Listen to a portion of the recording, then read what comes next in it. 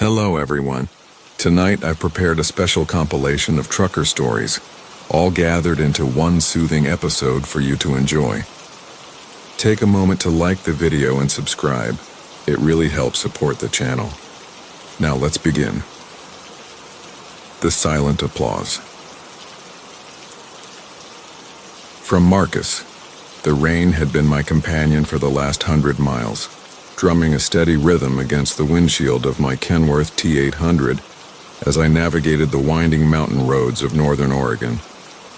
It was the kind of night that made you grateful for the warm glow of the dashboard lights and the steady rumble of the diesel engine beneath you, a mechanical heartbeat that kept the darkness at bay. I'd been driving these routes for 15 years, hauling everything from lumber to electronics across the Pacific Northwest, and I thought I'd seen every kind of weather, every type of passenger, and every strange thing the road had to offer. The truck stop where I picked her up sat like a lonely island of fluorescent light in the vast ocean of Douglas firs that stretched endlessly in all directions.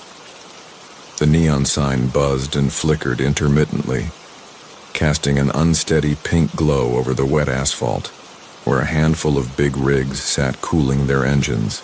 I'd pulled in around 11:30, planning to grab a cup of coffee and maybe a sandwich before pushing on toward Portland, when I saw her standing beneath the overhang near the main building. She looked to be in her 30s, wearing a simple gray coat that seemed too thin for the October chill, her dark hair plastered against her head from the rain.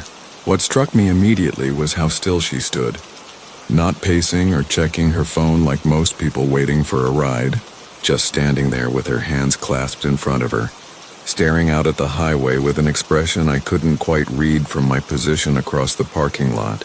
There was something about her posture, the way she held herself so perfectly upright despite the weather, that made me slow my steps as I approached the diner. Inside, the waitress, a woman named Dolores who'd been working the night shift there for as long as I'd been making this run, poured me coffee without being asked and nodded toward the window where the woman in the gray coat remained visible through the rain-streaked glass. "She's been standing out there for near 3 hours now," Dolores said, her voice carrying that particular weariness that comes from too many late nights and too much bad coffee. "Asked me earlier if any drivers were heading west toward the coast. Said she needed to get to Astoria but didn't have money for bus fare." I found myself studying the woman more closely as I sipped my coffee, noting the way she never seemed to shift her weight or adjust her position, never pulled out a phone or checked a watch. The rain continued to fall around her, but she stood there like a statue, perfectly motionless except for the slow, measured rise and fall of her breathing that was barely visible even from this distance. There was something almost ethereal about her stillness, as if she existed in a different temporal space than the rest of us, operating on some slower, more deliberate frequency. When I finished my coffee and headed back outside, I found myself walking toward her before I'd really made a conscious decision to do so.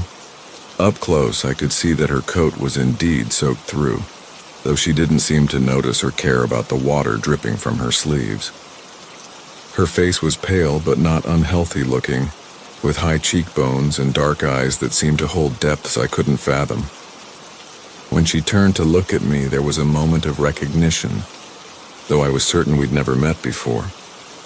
"I heard you might need a ride west," I said, having to raise my voice slightly over the sound of rain on the metal overhang above us. "I'm heading down to Portland, but I pass right by the turnoff for Astoria, if that helps." Her response was immediate but wordless. She brought her hands together in front of her chest and began to clap, a slow, deliberate applause that seemed completely incongruous with the situation, but no sound emerged from her palms meeting, just the motion of clapping without any of the sharp reports you'd expect. I stood there for a moment, confused and slightly unsettled, watching her hands move together and apart in perfect rhythm while the only sounds around us were the rain and the distant hum of cooling truck engines. "I'm sorry," I said, thinking perhaps she was deaf and this was some form of communication I wasn't familiar with. "I'm not sure I understand." She stopped the silent clapping and smiled, an expression that seemed genuine and grateful. then nodded toward my truck. When she spoke, her voice was soft but clear, carrying easily despite the weather. That would be very kind. I've been waiting for someone going in that direction.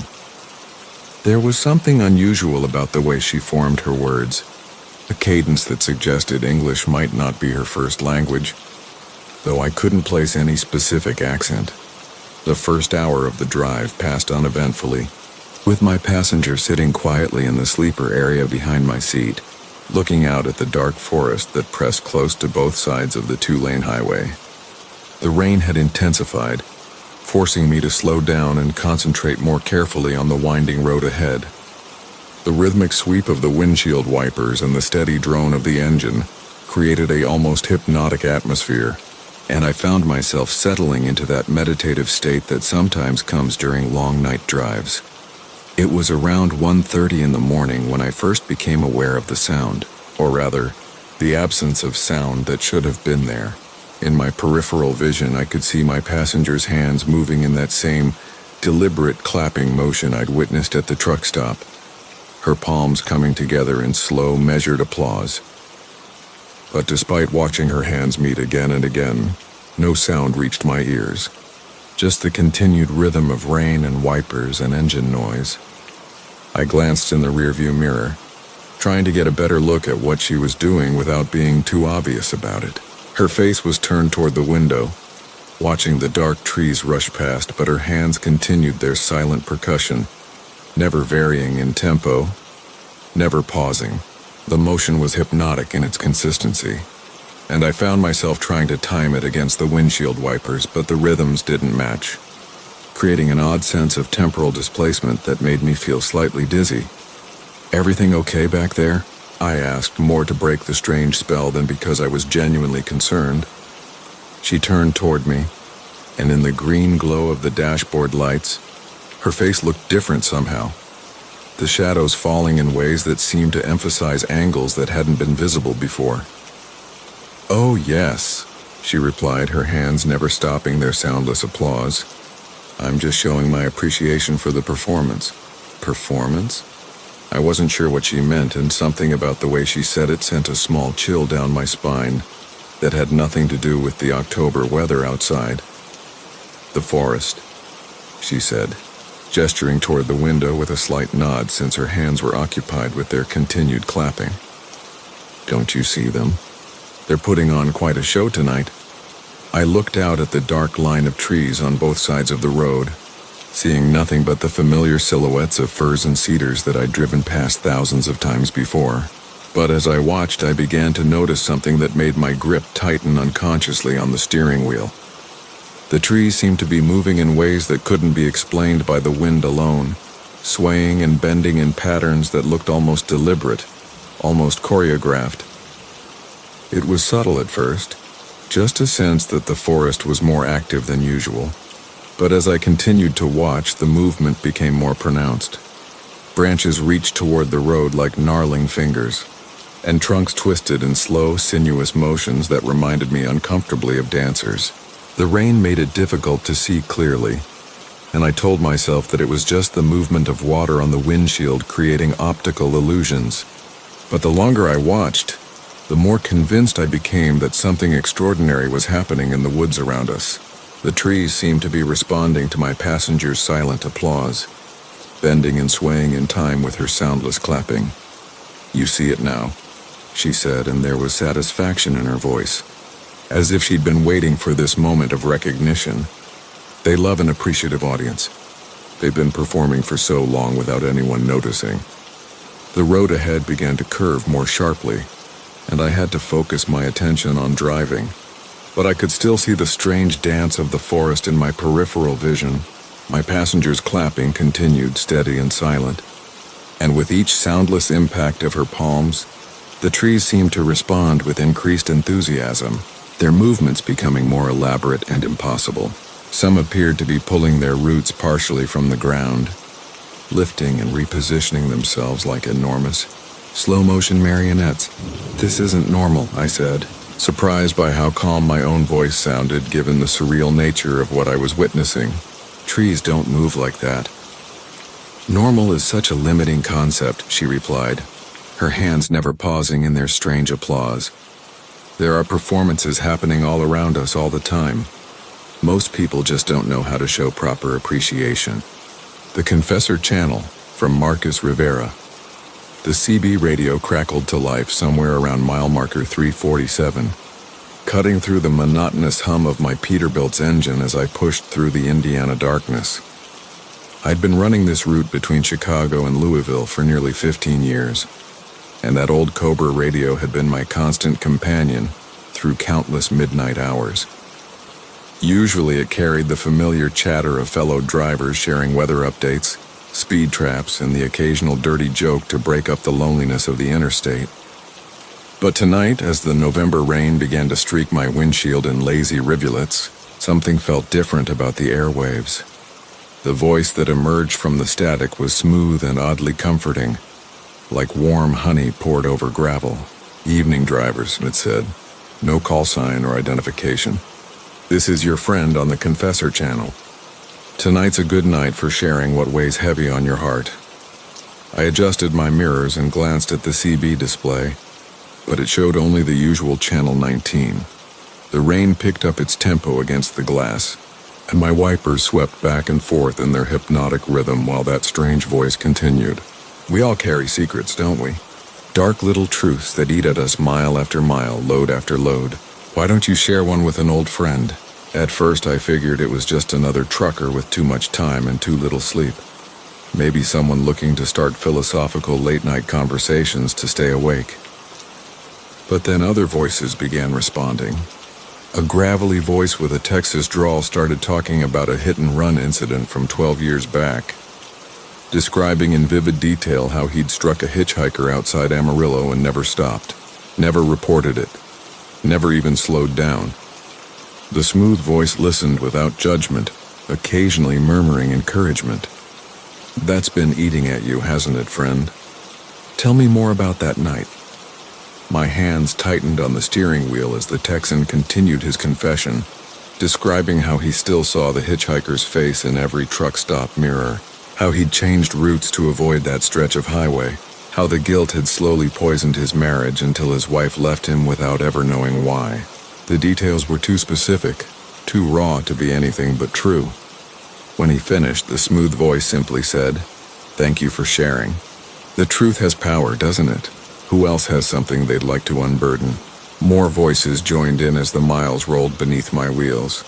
A woman from Oregon admitted to deliberately tampering with another driver's airlines over a romantic jealousy that had cost the man his CDL when the resulting accident was blamed on mechanical failure.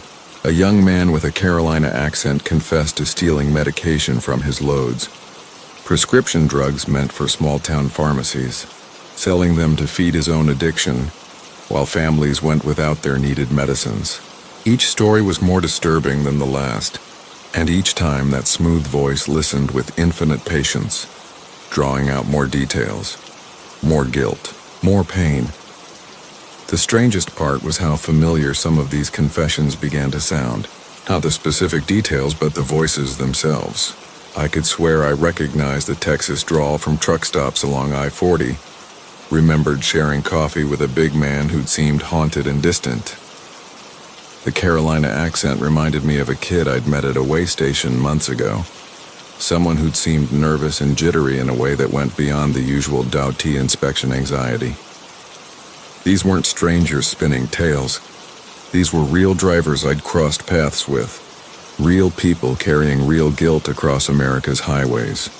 The rain intensified, and my headlights carved a narrow tunnel through the darkness as the CB continued its strange broadcast.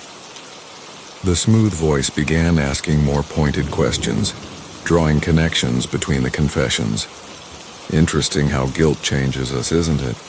How it makes us avoid certain routes, certain people, certain mirrors. Tell me, friends, what else have you been avoiding? The responses came faster now. Drivers admitting to insurance fraud, to falsified logbooks that had led to accidents, to bribes paid, and regulations ignored. The airwaves filled with a litany of sins, all delivered in voices I increasingly recognized. My exit was still 30 miles away when the smooth voice addressed me directly. Marcus Rivero, it said, and ice water flooded my veins, driving the blue Peterbilt with the dented left fender. You've been listening for quite a while now. Don't you have something to share? The CB radio's display still showed Channel 19, but somehow this voice knew my name, knew my truck, knew I was listening. My hands began to sweat against the steering wheel as I stared at the radio's glowing face, wondering how anyone could have such information. I can see you're hesitant, Marcus, the voice continued, and now it seemed to be coming from inside my cab rather than through the speakers. But we both know about that night in Missouri, don't we? 3 summers ago, the delivery that never made it to its destination, the one you reported as hijacked. My heart hammered against my ribs as memories I'd buried came flooding back. The pharmaceutical load, the fake robbery report, the insurance payout I'd pocketed while selling the actual cargo through contacts in St. Louis. I'd convinced myself it was a victimless crime, just faceless corporations and their endless profits. The voice kept probing, kept pressing, and to my horror I realized my hand was reaching for the CB microphone. Some irresistible compulsion was drawing me toward confession, toward adding my voice to the chorus of guilt that filled the airwaves. The children's insulin, the voice whispered, seeming to speak directly into my ear now. Tell them about the children's insulin you stole. Tell them about the diabetic boy who died that week when his prescription couldn't be filled. Tell them how you've been avoiding Missouri ever since. My fingers wrapped around the microphone, and I could feel my mouth opening to speak, to release the poison that had been festering in my soul for 3 years. The other voices on the radio had gone silent as if waiting for my confession, and I realized this was how it worked. The Confessor channel didn't just collect secrets, it fed on them, used them to draw out more guilt, more pain, more truth. Each admission made the next one easier. Each revelation weakened the speaker's resolve until they had nothing left but honesty. But as I raised the microphone to my lips, my truck crested a hill and I saw the lights of a state police checkpoint ahead. Red and blue strobes cut through the rain, and suddenly the CB radio erupted in panicked voices as the other drivers realized what was happening. The confessions they'd made over the airwaves had been recorded, documented, broadcast to law enforcement agencies across the country. The Confessor channel wasn't some supernatural entity or midnight radio host, it was something far worse. A trap designed to catch criminals who thought their secrets were safe in the anonymity of the CB frequencies. I threw the microphone away from me and grabbed my emergency radio to switch channels, but every frequency carried the same smooth voice, now laughing softly as police units began converging on the highway from multiple directions. Thank you all for your confession, voice, it said. Justice has been a long time coming for some of you. My rear-view mirrors filled with flashing lights as squad cars closed in from behind, and I realized that every truck on this stretch of interstate was being pulled over simultaneously.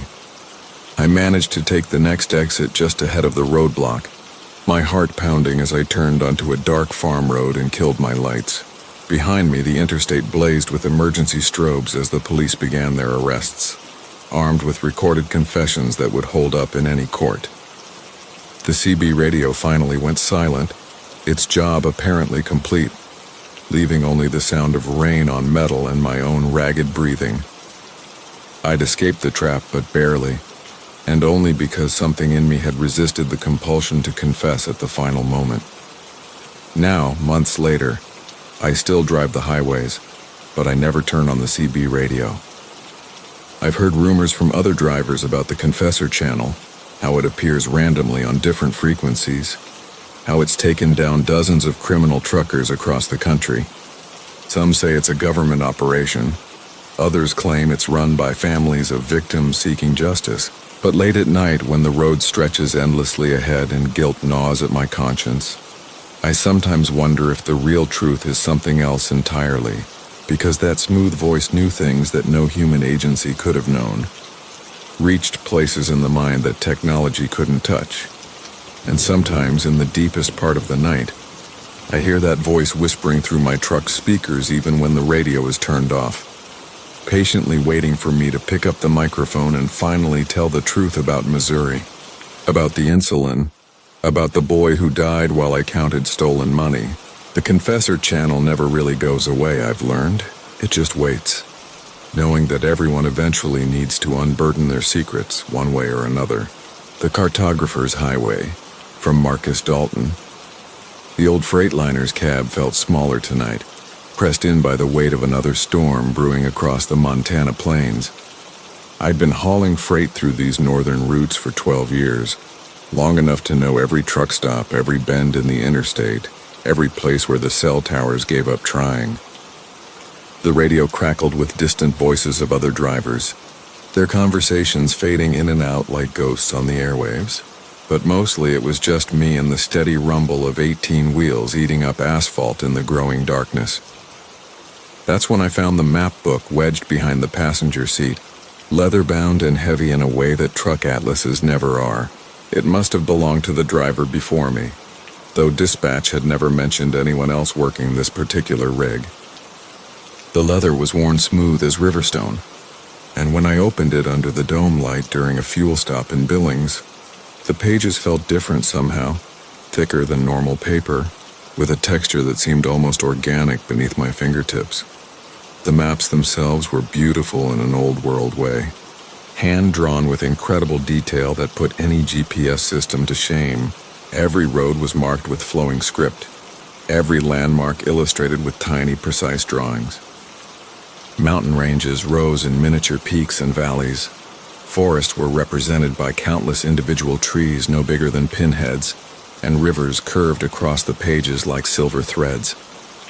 But it was the highways that drew my attention most, traced in what looked like reddish-brown ink that seemed to shimmer slightly in the overhead light, as if it were still wet after all these years. I found my current route easily enough, Interstate 94 stretching across several pages in that strange, glistening red-brown line.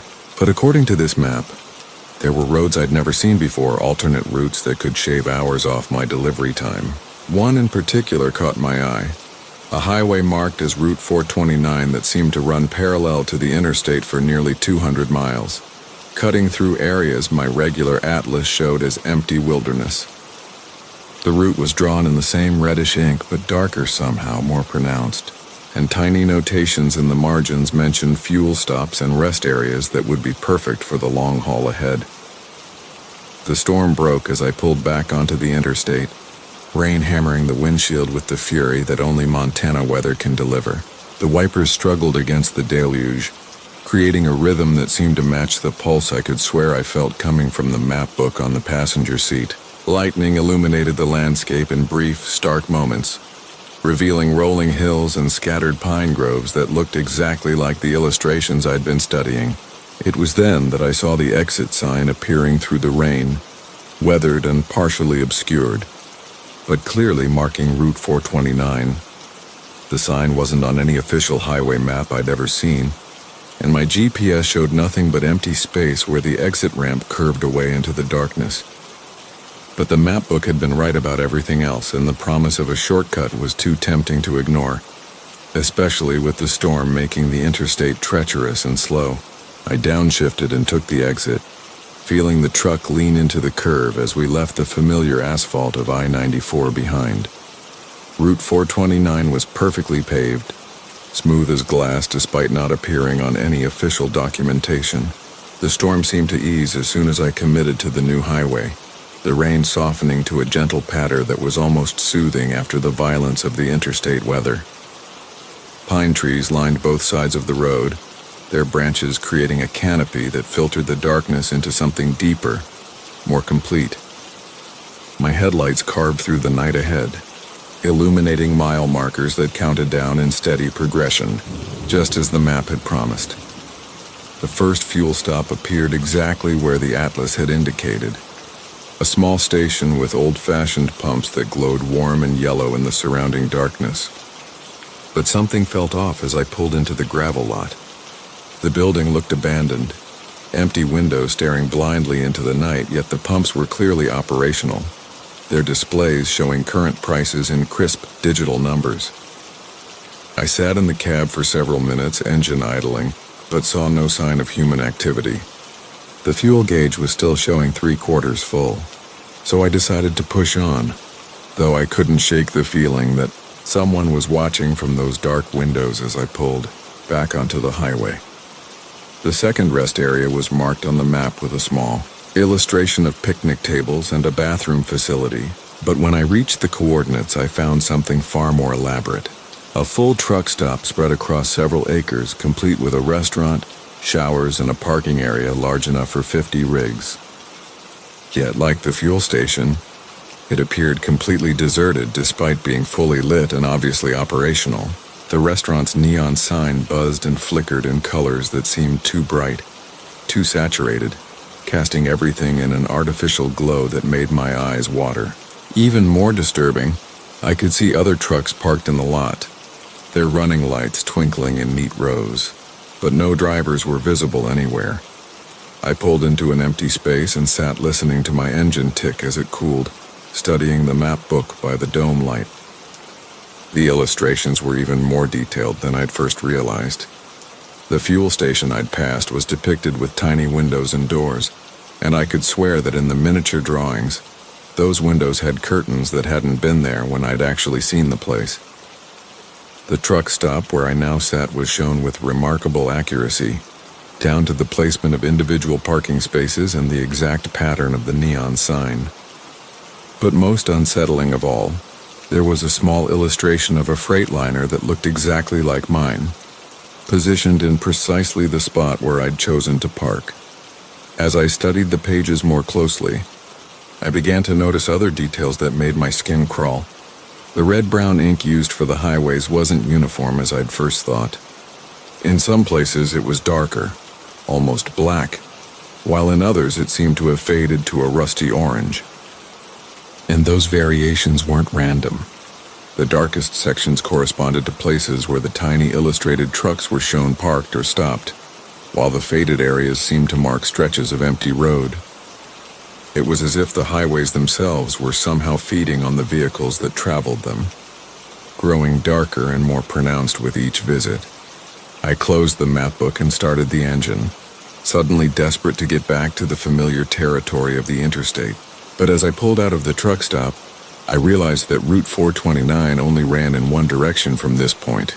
The map showed the highway continuing for another 100 miles before reconnecting with I-94. But there was no on-ramp heading back the way I'd come. The road ahead stretched into darkness between walls of pine trees that seemed to close in tighter with each passing mile, their branches forming an increasingly dense canopy that blocked out even the faint starlight. The third stop marked on the map was labeled simply as Rest Area, but when I reached it, I found something that made my blood run cold. Dozens of trucks were parked in neat rows, their running lights creating a constellation of red and amber in the darkness.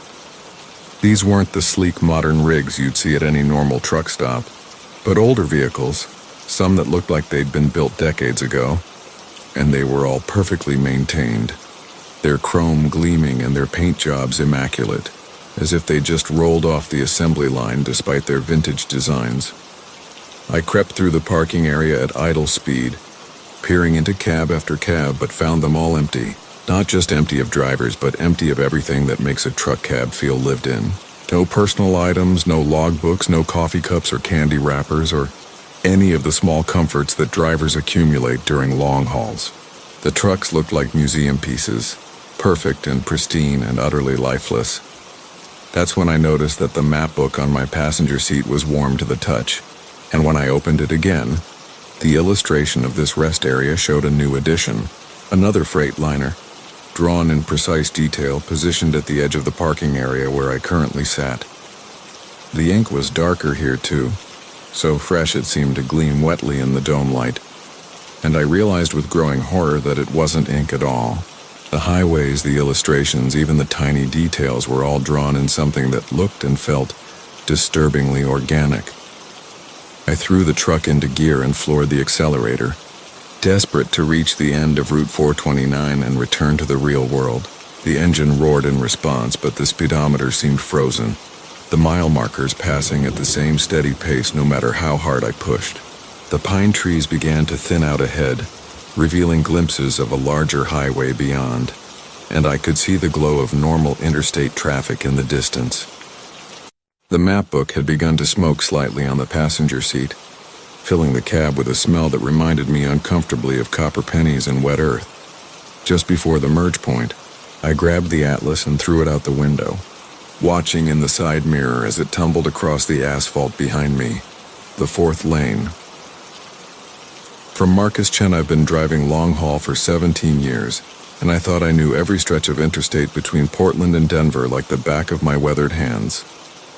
Highway 84 through the Columbia River Gorge has always been one of my favorites, especially on those clear autumn nights when the moon hangs low over the water and the engine of my Peterbilt hums its steady, reassuring song.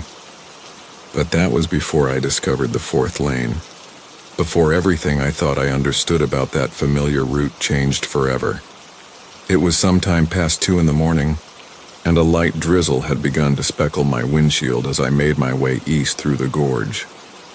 The wipers swept back and forth in their hypnotic rhythm, and the yellow lines on the asphalt seemed to pulse in my headlights like veins carrying some strange luminescence. I'd made this run hundreds of times before, hauling everything from electronics to produce, and the road had become as comfortable as an old song you know by heart. My CB crackled occasionally with distant chatter from other drivers, but mostly it was just me, my rig, and the endless black ribbon of highway stretching ahead. The rain began to fall harder, drumming against the cab with increasing intensity, and I could feel the weight of my trailer shifting slightly as crosswinds picked up through the gorge. My headlights carved through the darkness, illuminating the familiar guardrails and mile markers that had guided me safely through countless journeys. But as I approached exit 87, something caught my attention that made me ease off the accelerator and lean forward against the steering wheel. There was an additional lane branching off to the right, running parallel to the main highway but separated by a narrow strip of grass and reflectors. It wasn't marked on any of the GPS systems I'd ever used, and in all my years driving this route, I'd never noticed it before. The lane appeared to be in perfect condition, with fresh yellow paint and new asphalt that seemed to gleam wetly in the rain. A single green sign hung overhead, weathered and partially obscured by the storm, but I could make out what looked like mile markers and directional arrows pointing east. My curiosity got the better of me, as it often does during those long, solitary hours on the road. I signaled right and carefully guided my 18-wheeler onto the mystery lane, feeling the smooth new pavement beneath my tires. The ride was remarkably quiet here, as if the rain and wind had suddenly diminished, though I could still see the storm raging over the main highway just a few dozen yards to my left. My radio fell silent, the usual static and distant voices fading to nothing but a soft, almost musical humming that seemed to come from the road itself. The lane stretched ahead of me for miles, perfectly straight and well-maintained, with reflectors embedded in the asphalt that created a mesmerizing pattern in my headlights. Occasionally I would catch glimpses of other vehicles in the distance, their taillights glowing like red stars in the darkness, but they always seemed to be just far enough ahead that I could never quite catch up to them. The strange thing was that no matter how long I drove, the main highway remained visible to my left, running exactly parallel to my route, though it appeared to be completely empty of traffic. As the miles rolled by, I began to notice subtle differences in the landscape around me. The trees seemed taller and more densely packed than I remembered, their branches reaching across the road like gnarled fingers trying to touch the center line. The mile markers, when I could make them out in the rain, showed numbers that didn't correspond to anything on my route maps. Some appeared to be counting backwards, while others displayed symbols I didn't recognize. Angular marks that looked almost like ancient writing carved into the green metal. The fuel gauge on my dashboard showed that I should have been running low by now, but the needle hadn't moved from the 3/4 mark since I'd entered this mysterious fourth lane. My engine continued its steady rumble, but there was something different about the sound now, a deeper resonance that seemed to vibrate through my bones. The digital clock on my radio had stopped at exactly 2:33 a.m., though I felt as if I'd been driving for hours since then. Time seemed to stretch and compress in strange ways, minutes feeling like hours while hours passed like seconds. It was then that I began to see the other drivers more clearly. As I gradually closed the distance to the vehicle ahead of me, I could make out the silhouette of a classic big rig, something that looked like it might have been from the 70s or 80s. The driver was visible in profile through his side window, wearing what appeared to be an old-style trucker cap and flannel shirt. When I tried to raise him on the CB, I got nothing but that same musical humming, though I could swear I heard whispered voices speaking in languages I didn't understand. More trucks appeared ahead of us, forming a loose convoy that stretched into the darkness. Some were clearly vintage models that should have been in museums rather than on active highways, while others looked so futuristic that they seemed to belong to decades that hadn't arrived yet. All of them maintained the same steady speed, their drivers visible but somehow distant, as if they were separated from me by more than just glass and steel. I began to understand with growing unease that I had somehow joined a procession of vehicles that existed outside the normal flow of time and space. The landscape around us had changed completely now, though the transformation had been so gradual that I couldn't pinpoint exactly when it had happened. Instead of the familiar Columbia River Gorge, we were driving through what looked like an endless forest of massive ancient trees, their trunks disappearing into a canopy so thick that no moonlight could penetrate it. Strange lights flickered between the branches, not like fireflies, but something more deliberate and purposeful, as if the forest itself was watching our convoy pass through its domain. My attempts to return to the main highway proved futile, as every exit ramp I tried seemed to curve back onto the same mysterious fourth lane.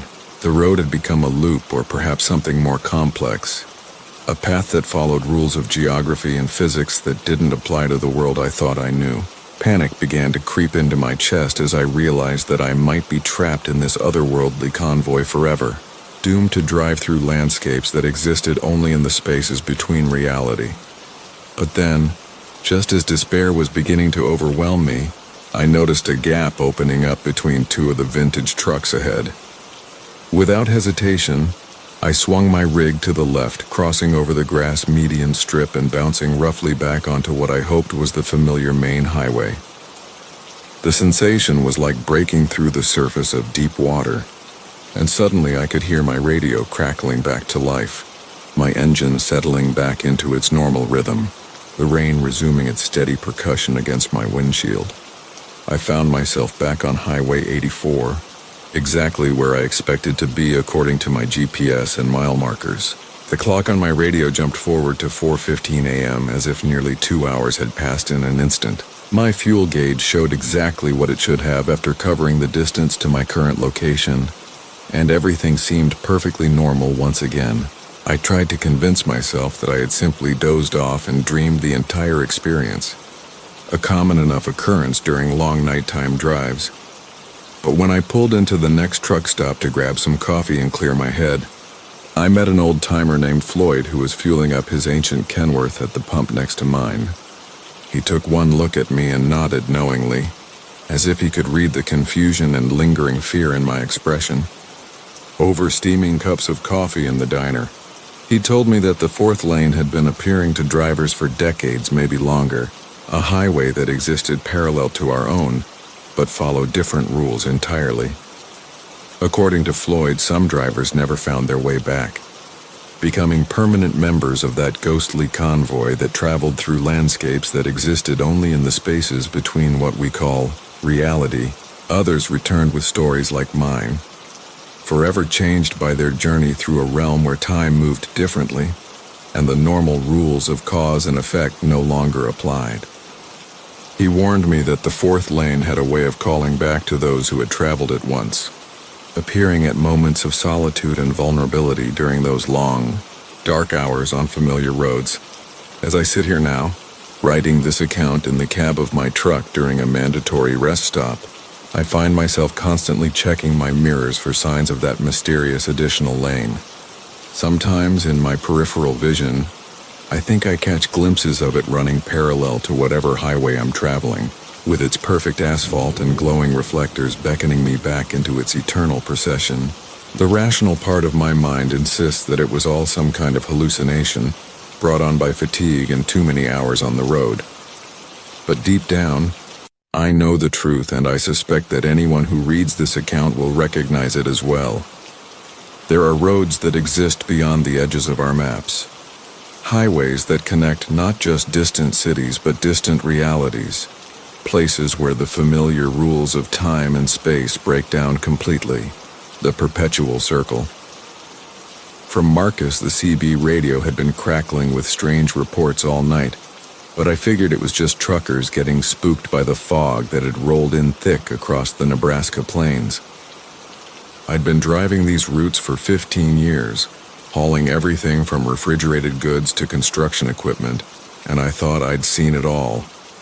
The diesel engine of my Peterbilt hummed its familiar lullaby as I navigated the two-lane highway, my headlights cutting through the dense white curtain that seemed to swallow the world beyond my windshield. The digital clock on my dashboard read 2:17 in the morning, and I still had another 3 hours before my mandatory rest break. That's when I saw the trailer spinning in the distance, or at least I thought I did. At first it looked like heat shimmer on summer asphalt, except it was October, and the air held that crisp bite that promised winter wasn't far behind. I eased off the accelerator, letting my rig slow as I tried to make sense of what I was seeing through the fog. There, maybe half a mile ahead, a massive semi-trailer appeared to be rotating slowly in place, like a compass needle searching for magnetic north. The red and white reflective tape along its edges caught my headlights and created strange patterns in the mist, spiraling bands of light that seemed to pulse with their own rhythm. I reached for my CB radio, the familiar weight of the handset comforting in my palm.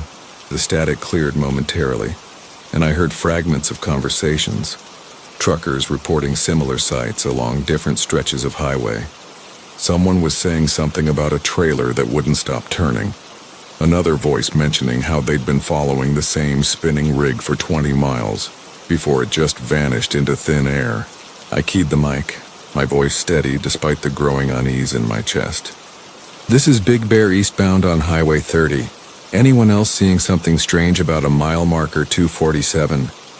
The only response was more static, punctuated by what sounded almost like whispered voices speaking words I couldn't quite understand. As I drew closer, the details became clearer and infinitely more disturbing. The trailer was indeed spinning, rotating at a steady, hypnotic pace that seemed to defy physics. There was no tractor attached, no truck cab pulling it, just the 53-foot aluminum box turning in perfect circles on the asphalt. The fog swirled around it like it was caught in some invisible vortex, creating spiral patterns that hurt to look at for too long. I could hear my engine's RPM fluctuating even though my foot remained steady on the accelerator, as if the truck itself was unsure whether to approach or flee. The air conditioning vents began to whistle softly, a sound I'd never heard before in all my years behind the wheel. I pulled over to the shoulder, my hazard lights painting the fog in rhythmic amber pulses. The spinning trailer was maybe 200 yards away now, close enough that I could see it had no license plate, no dot number, no identifying marks of any kind. Just pristine white aluminum that gleamed despite the darkness, reflecting my headlights back at me in ways that seemed to bend and warp the light itself. The rotation was perfectly smooth, as if the trailer was somehow floating just above the road surface. I rolled down my driver's side window, expecting to hear the screech of metal on asphalt, the grinding of bearings under impossible stress. Instead, there was only silence, so complete it felt like the world had been wrapped in cotton. My radio crackled to life again, and this time the voice was clear, much too clear. "You seeing it too, driver?" The voice was mine, identical in every way, down to the slight rasp I developed after years of truck stop coffee and diesel fumes. I dropped the handset like it had burst into flames, watching it dangle by its coiled cord against the door panel. The voice continued, coming through the speaker with an intimacy that made my skin crawl. "Been trying to get your attention for miles now. Why don't you come closer? Take a look inside? I reached for the radio's power knob with shaking fingers, but before I could turn it off, the voice added something that stopped me cold. "Sarah misses you, you know. She's in here waiting." Sarah was my daughter, and she'd been dead for 3 years, killed by a drunk driver while I was on the road making what I'd told myself was an honest living. The guilt had been eating at me ever since. The knowledge that I'd chosen the highway over home one too many times. I stared at the spinning trailer through my windshield, and for just a moment, I could swear I saw a small face pressed against one of the side panels, a child's hands reaching out from inside that impossible rotating prison. The fog seemed to pulse with my heartbeat, and I realized I'd been holding my breath since hearing my own voice come through the radio. I threw the truck into drive and pressed hard on the accelerator, my engine roaring as I pulled back onto the highway. But no matter how fast I drove, the spinning trailer remained exactly the same distance away, turning its endless circles in the fog ahead of me. My speedometer read 85 miles per hour, well beyond what was safe in these conditions, but the trailer matched my pace effortlessly. The fog began to thin slightly, and I caught glimpses of the landscape around us, endless cornfields stretching into darkness on both sides of the road. What bothered me most was that nothing else moved. No wind stirring the cornstalks, no insects hitting my windshield, no other traffic in either direction. The CB radio had gone quiet except for a low humming that seemed to resonate in my bones. I tried switching channels, but every frequency carried the same hypnotic drone. My fuel gauge showed 3/4 full, but I'd been driving hard for what felt like hours now, and the needle hadn't moved even slightly. Time itself seemed caught in the trailer's gravitational pull, stretching and warping like the light that bent around its spinning form. I glanced at my dashboard clock and saw the numbers flickering between different times, never settling on any single moment. 2:17 became 3:41, became midnight, became times that didn't exist. Numbers that made no sense in any system of measurement I knew. The trailer began to slow its rotation, and as it did, I could see markings appearing on its sides. Letters and numbers that shifted and changed as I watched. Sometimes it looked like a shipping manifest, other times like coordinates or maybe mathematical equations. The fog started to lift, revealing more details that I wished had stayed hidden. The trailer's rear doors were slightly ajar, and something that might have been light or might have been liquid seeped out from the gap. The substance flowed upward instead of down, defying gravity as it reached toward the star-filled sky above. I realized I'd been seeing the same mile marker repeatedly, the green sign for mile 247 appearing and disappearing in the fog like a recurring dream. Each time it emerged from the mist, it looked slightly different, the numbers sometimes backward, sometimes in a language I didn't recognize. My truck's GPS had stopped working entirely, the screen showing only static patterns that resembled the trailer's rotation. The compass on my dashboard spun wildly, unable to find magnetic north, as if the very concept of direction had become meaningless in this stretch of highway that seemed to exist outside normal space.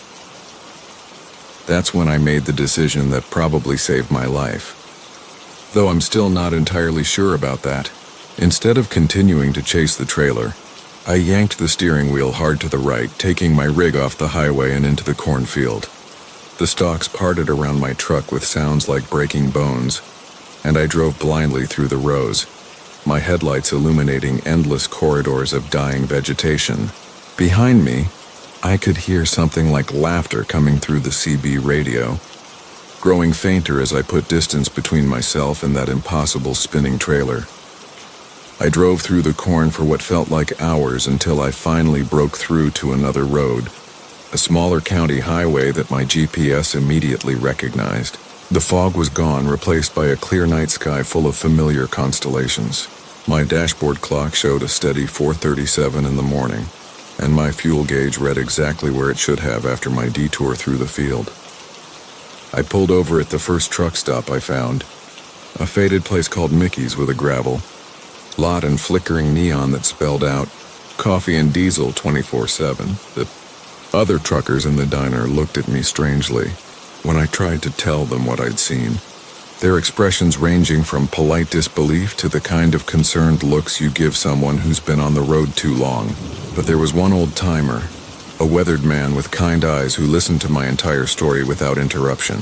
When I finished, he nodded slowly and said he'd heard similar tales from other drivers, always along that same stretch of Highway 30, always in the fog, always involving something that spun in ways that shouldn't be possible.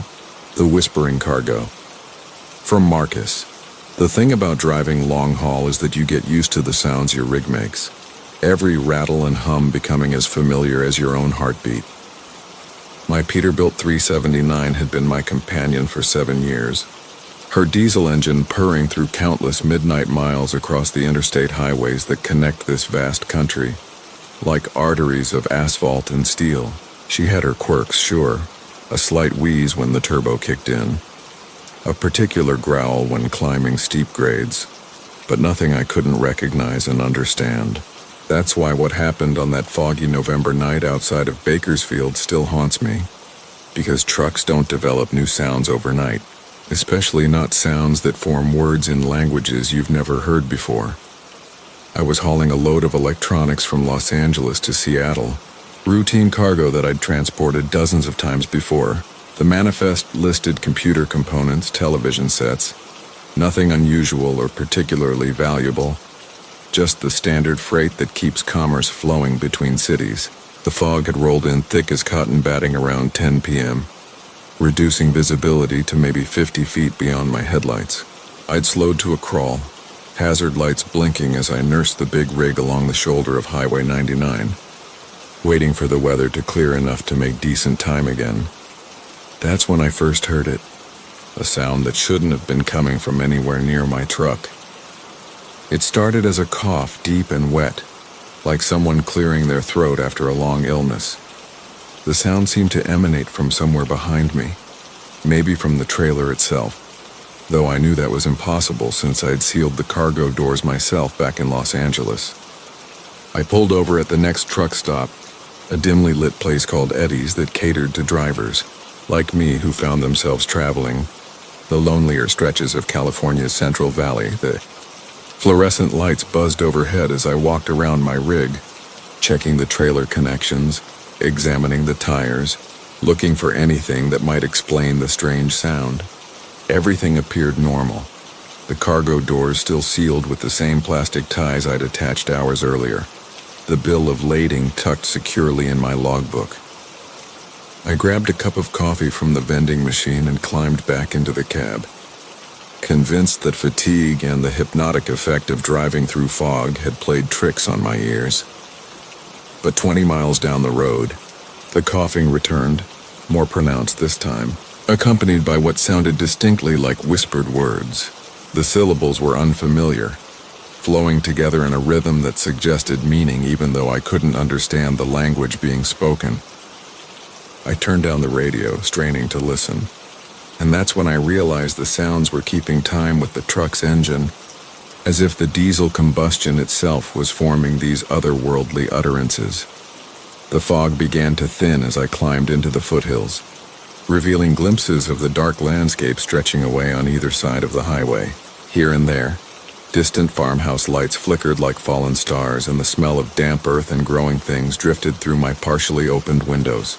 The whispering continued, growing more distinct with each passing mile, and I began to make out what sounded like names, though not names of anyone I recognized. Sarah Elizabeth Morrison, Thomas Wade Fletcher, Jennifer Lynn Vasquez.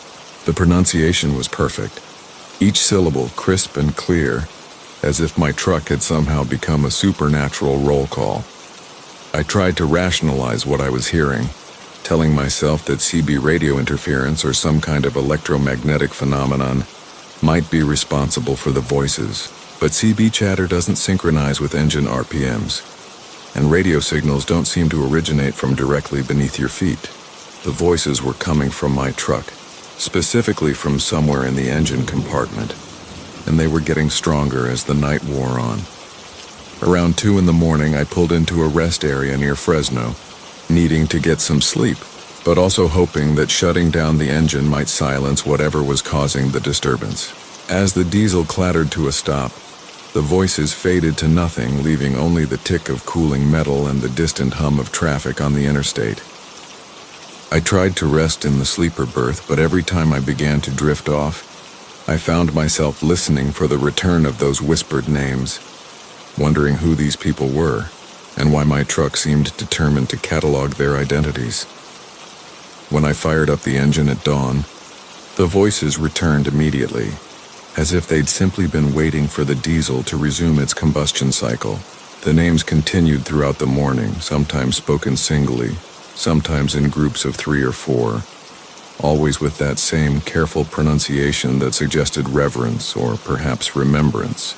I began writing them down when traffic was light, filling pages of my logbook with names that meant nothing to me but seemed to carry tremendous weight for whatever intelligence was speaking them through my truck's mechanical voice. It was near Sacramento that I decided to investigate the cargo more thoroughly. I pulled into a truck stop with enough space to open the trailer doors, telling myself that I had every right to inspect my load for shifting or damage. The seals broke with small plastic snaps, and the afternoon sunlight revealed neat rows of cardboard boxes, everything exactly as it should have been according to the manifest. But as I walked between the stacks, reading shipping labels and inventory numbers, I noticed that many of the boxes were addressed to the same destination, a company called Eternal Memory Solutions with an address in a Seattle suburb I'd never heard of. The whispering had stopped when I shut down the engine to inspect the cargo, but as soon as I climbed back into the cab and turned the key, the voices resumed with renewed intensity. Sarah Elizabeth Morrison, Thomas Wade Fletcher, Jennifer Lynn Vasquez, the same names repeated in the same order, but now there were others joining the recitation, dozens of different identities spoken with that same careful reverence. I pulled out my phone and started searching for the names online, and what I discovered made my blood run cold. Every single name belonged to someone who had died recently, mostly in the Pacific Northwest, all within the past 6 months. Obituaries, news articles, accident reports, a grim catalog of lives ended too soon, and my truck was somehow speaking their names with mechanical precision. Sarah Elizabeth Morrison had died in a car accident in Portland. Thomas Wade Fletcher had succumbed to cancer in Vancouver. Jennifer Lynn Vasquez had been killed in a workplace accident in Tacoma. The list went on and on, each name representing a person whose time had been cut short by circumstances beyond their control. As evening approached and I neared the Oregon border, the voices began to change.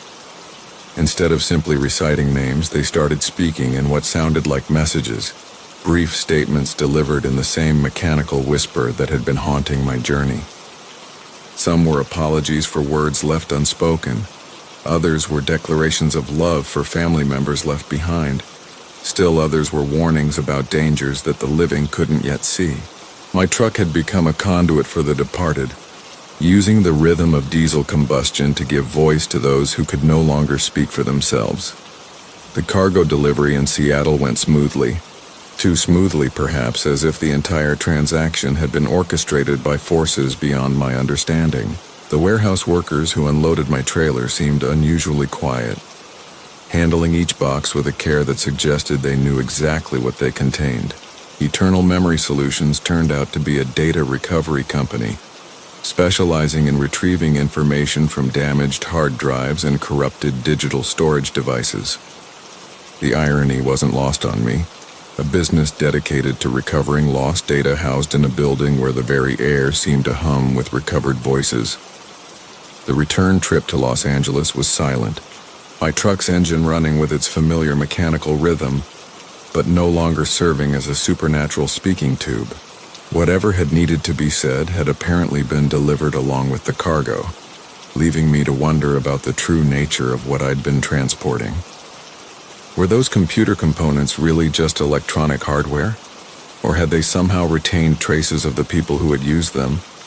Digital ghosts carried across state lines in cardboard boxes. I never took another load from that particular shipper, and I've never heard my truck speak in voices that weren't its own since that foggy November night. But sometimes when I'm driving through the pre-dawn darkness with only the sound of diesel and road noise for company, I find myself listening for whispers, wondering if there are other messages waiting to be delivered, other names that need to be spoken aloud by the mechanical throats of America's highways. The dead, it seems, have their own freight to ship, and sometimes they need drivers like us to help them reach their final destinations, one whispered word at a time, carried on the breath of engines that never tire of their eternal roots. The table that remembers. From Jake Morrison. The interstate stretched ahead of me like a black ribbon in the October night, my Peterbilt's headlights cutting through the darkness as I hauled a load of furniture from Michigan to Tennessee. The digital clock on my dashboard glowed 2:17 a.m., and my stomach was starting to protest the gas station coffee and stale donuts that had been my dinner 6 hours ago. That's when I spotted the glow of neon through the drizzle that had started to coat my windshield. A pale blue sign that simply read Maggie's Diner with an arrow pointing toward a gravel off-ramper. Hadn't noticed on any of my previous runs down this particular stretch of highway. The parking lot was mostly empty except for a couple of beaten-up cars and a delivery truck that looked like it had seen better decades. I pulled my rig into the back section where the larger vehicles parked, the diesel engine settling into its familiar rumble as I set the air brakes. The rain had picked up, tapping against my windshield in an irregular rhythm that seemed almost musical, and I could see the warm yellow light spilling from the diner's windows, promising hot food and maybe a piece of pie to wash away the road fatigue that was settling into my bones. The bell above the door chimed as I stepped inside, shaking the rainwater from my jacket. The place had that timeless quality that good diners possess, with red vinyl booths lining the windows and a long counter, where a handful of late-night travelers nursed cups of coffee and picked at plates of eggs and hash browns. The air was thick with the smell of bacon grease and fresh coffee, and somewhere in the back I could hear the soft sizzle of something cooking on the griddle. A waitress with silver hair pinned back in a neat bun looked up from behind the counter and smiled, her name tag reading Dorothy in faded letters. She gestured toward the dining area with a coffee pot in her hand and said I could sit anywhere I liked. Most folks preferred the counter, but the booths were more comfortable for someone my size. I'm a big man, 6'4" and built like the linebacker I used to be in high school, so I appreciated the consideration. I made my way toward a booth near the back, away from the other customers where I could keep an eye on my truck through the rain-streaked window. But as I approached the table I'd chosen, something made me pause. The table was tilted slightly toward me, just a few degrees, but noticeable enough that it seemed intentional rather than the result of uneven legs or a warped floor. I slid into the booth anyway, figuring it was probably just an old building settling, but when I placed my hands on the table's surface, I could feel the subtle incline beneath my palms. The Formica top was clean but worn, with those characteristic patterns that looked like marbled stone, and there were small scratches and burns from decades of use, the kind of character marks that gave old diners their charm. Dorothy appeared at my elbow with remarkable speed for someone who looked to be in her 70s, filling my coffee cup without asking and setting down a laminated menu that had clearly seen thousands of meals.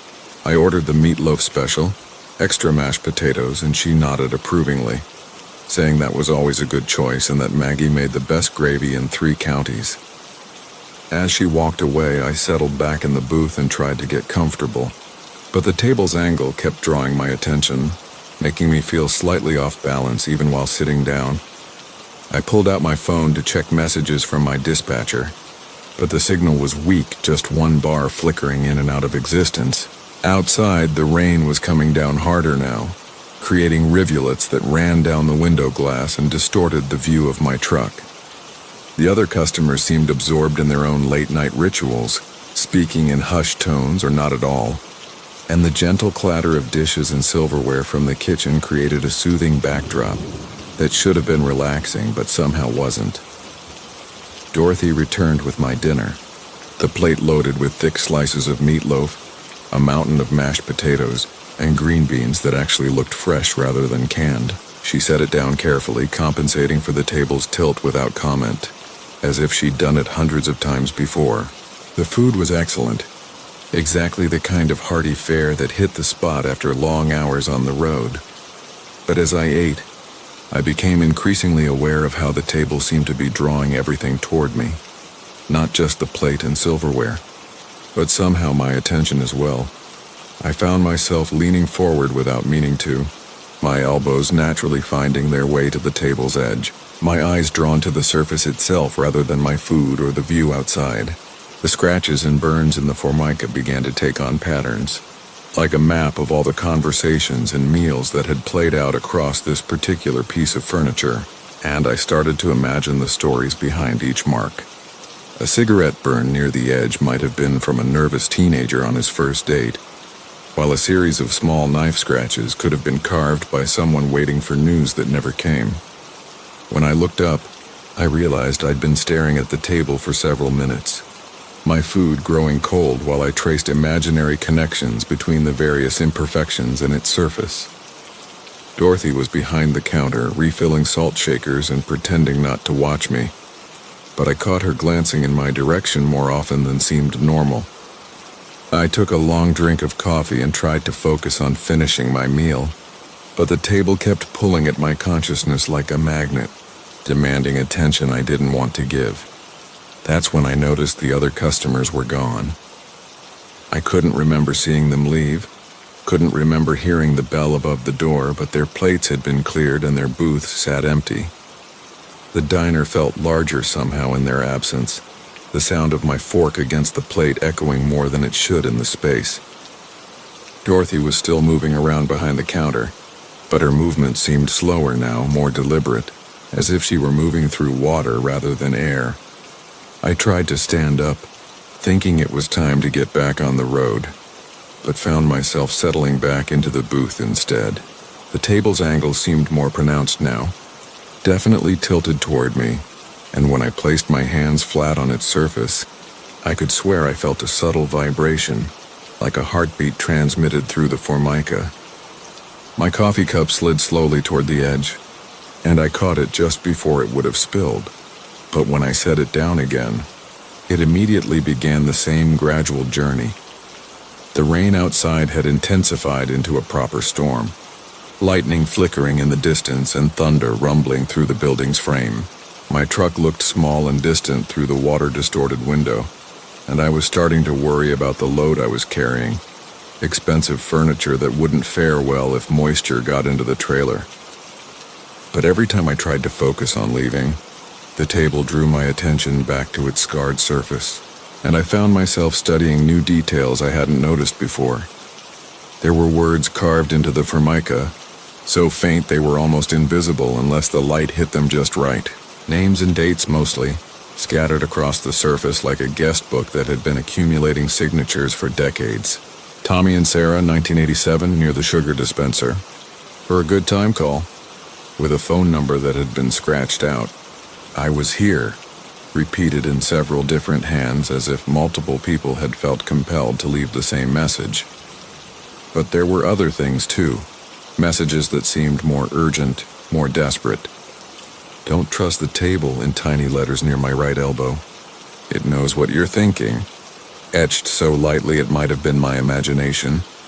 And near the center, where my plate had been sitting, help me, carved deep enough that I could feel the grooves with my fingertips. Dorothy appeared beside the booth again, topping off my coffee cup even though it was still mostly full. Up close, her face looked older than before, more lined, and her eyes had a distant quality that made me wonder if she was really seeing me or something else entirely. She asked if everything was all right, if I needed anything else, but her voice seemed to come from far away, as if she were speaking to me from the other end of a long tunnel. I told her I needed to get back on the road, that I had a schedule to keep. But when I tried to slide out of the booth, my body wouldn't cooperate. It wasn't that I was paralyzed exactly, more like I'd forgotten how to move, as if the simple act of standing up had become impossibly complex. The table's surface felt warm now under my palms, almost body temperature, and the vibration I'd noticed earlier was stronger, more rhythmic, like breathing. That's when I understood what was happening, though I couldn't have explained it to anyone else. The table wasn't just tilted toward me by accident or age. It was actively leaning in my direction. The melody of mile marker 43. From Travis McKinnon, the first time I heard those tires singing, I thought my CB radio was picking up some distant station bleeding through the static.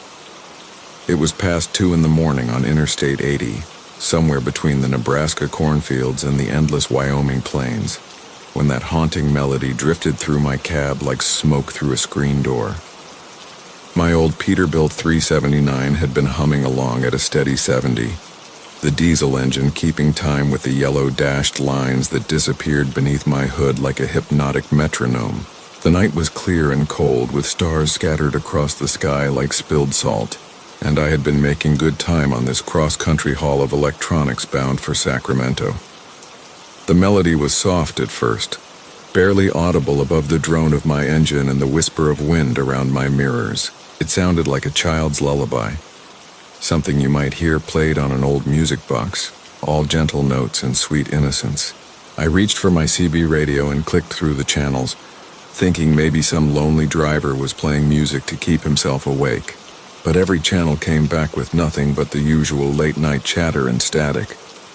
The mysterious tune continued, seeming to come from everywhere and nowhere at once, weaving itself into the rhythm of the road like it belonged there. I leaned forward in my seat, pressing my ear closer to the windshield, trying to locate the source of that ethereal music. That's when I noticed something peculiar in my side mirror. About a quarter mile back, a set of headlights was following me, keeping perfect pace with my speed. The lights had an odd quality to them, too bright and too blue, cutting through the darkness like laser beams. As I watched, the vehicle began to gain ground, and I could see it was another semi, its chrome bumper and grille gleaming in the starlight like polished silver.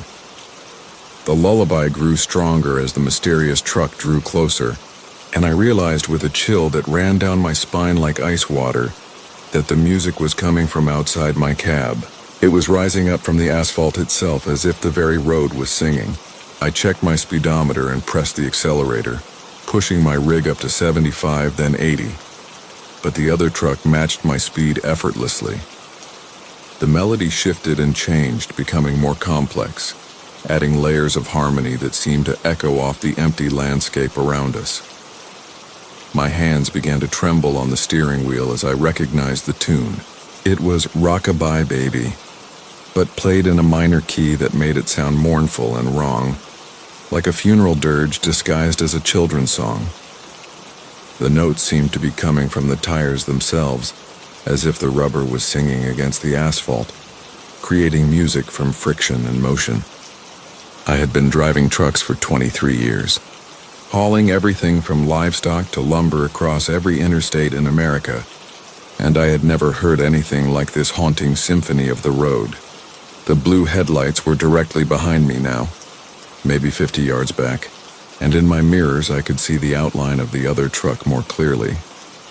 It appeared to be an older model, possibly from the 70s, with a long hood and high cab that gave it an imposing, almost predatory silhouette. The chrome work was extensive, covering every visible surface until the entire vehicle gleamed like something made of liquid mercury. But what disturbed me most were the tires. Even in the darkness, I could see they were glowing with a faint phosphorescent light, spinning circles of luminescence that left brief trails of light on the highway behind them. The lullaby reached a crescendo, and suddenly other melodies began to join it. Twinkle, Twinkle, Little Star harmonized with Mary Had a Little Lamb, while London Bridge is Falling Down provided a bass line that seemed to rumble up through my floorboards and into my bones. The music was beautiful and terrible at the same time, like hearing angels sing in a language you couldn't understand. My speedometer crept past 85, then 90, but I couldn't seem to pull away from my mysterious companion. That's when I saw the exit sign for mile marker 43, barely visible in the glow of my headlights. As we approached, The singing tires reached a fever pitch, all the children's songs blending together into one massive chord that seemed to shake the very air around us. The chrome truck began to pull alongside me, and I caught a glimpse of the driver's compartment. The cab was empty, or appeared to be, with only darkness visible behind the windshield. But somehow, impossibly, the vehicle continued to maintain perfect control, staying exactly parallel to my position as we raced through the night. The melody suddenly shifted to something I didn't recognize, a haunting waltz that seemed to pull at something deep in my chest. My foot pressed harder on the accelerator without my conscious command, and my Peterbilt surged forward to 95 miles per hour. The phantom truck matched my speed instantly, and now I could see that its trailer was loaded with what appeared to be enormous tires, stacked in perfect rows and secured with gleaming chains. Each tire glowed with that same phosphorescent light, pulsing in rhythm with the music like the visual representation of sound waves. I grabbed my CB radio and keyed the microphone with shaking fingers. Breaker 19, this is Roadrunner eastbound on 80 approaching mile marker 43. Anyone else seeing this light show out here? The radio crackled with static for several seconds before a gravelly voice responded. Roadrunner, this is Moondog. I don't see nothing but your taillights about 2 miles ahead of me. You doing all right up there, driver? The chrome truck was pulling ahead now, its singing tires creating a melody that sounded almost like Amazing Grace played through water. As it moved in front of me, I could see words written across the back of its trailer in flowing script that seemed to shift and change as I watched. Sometimes it read Harmony Transportation, other times Melody Express, and then once, just for a moment, I could have sworn it said Final Destination. The phosphorescent glow from its tires was so bright now that it illuminated the road surface ahead of us both, casting everything in an otherworldly blue-green light. The music reached another crescendo, and suddenly the phantom truck began to accelerate rapidly, pulling away from me as if my Peterbilt was standing still.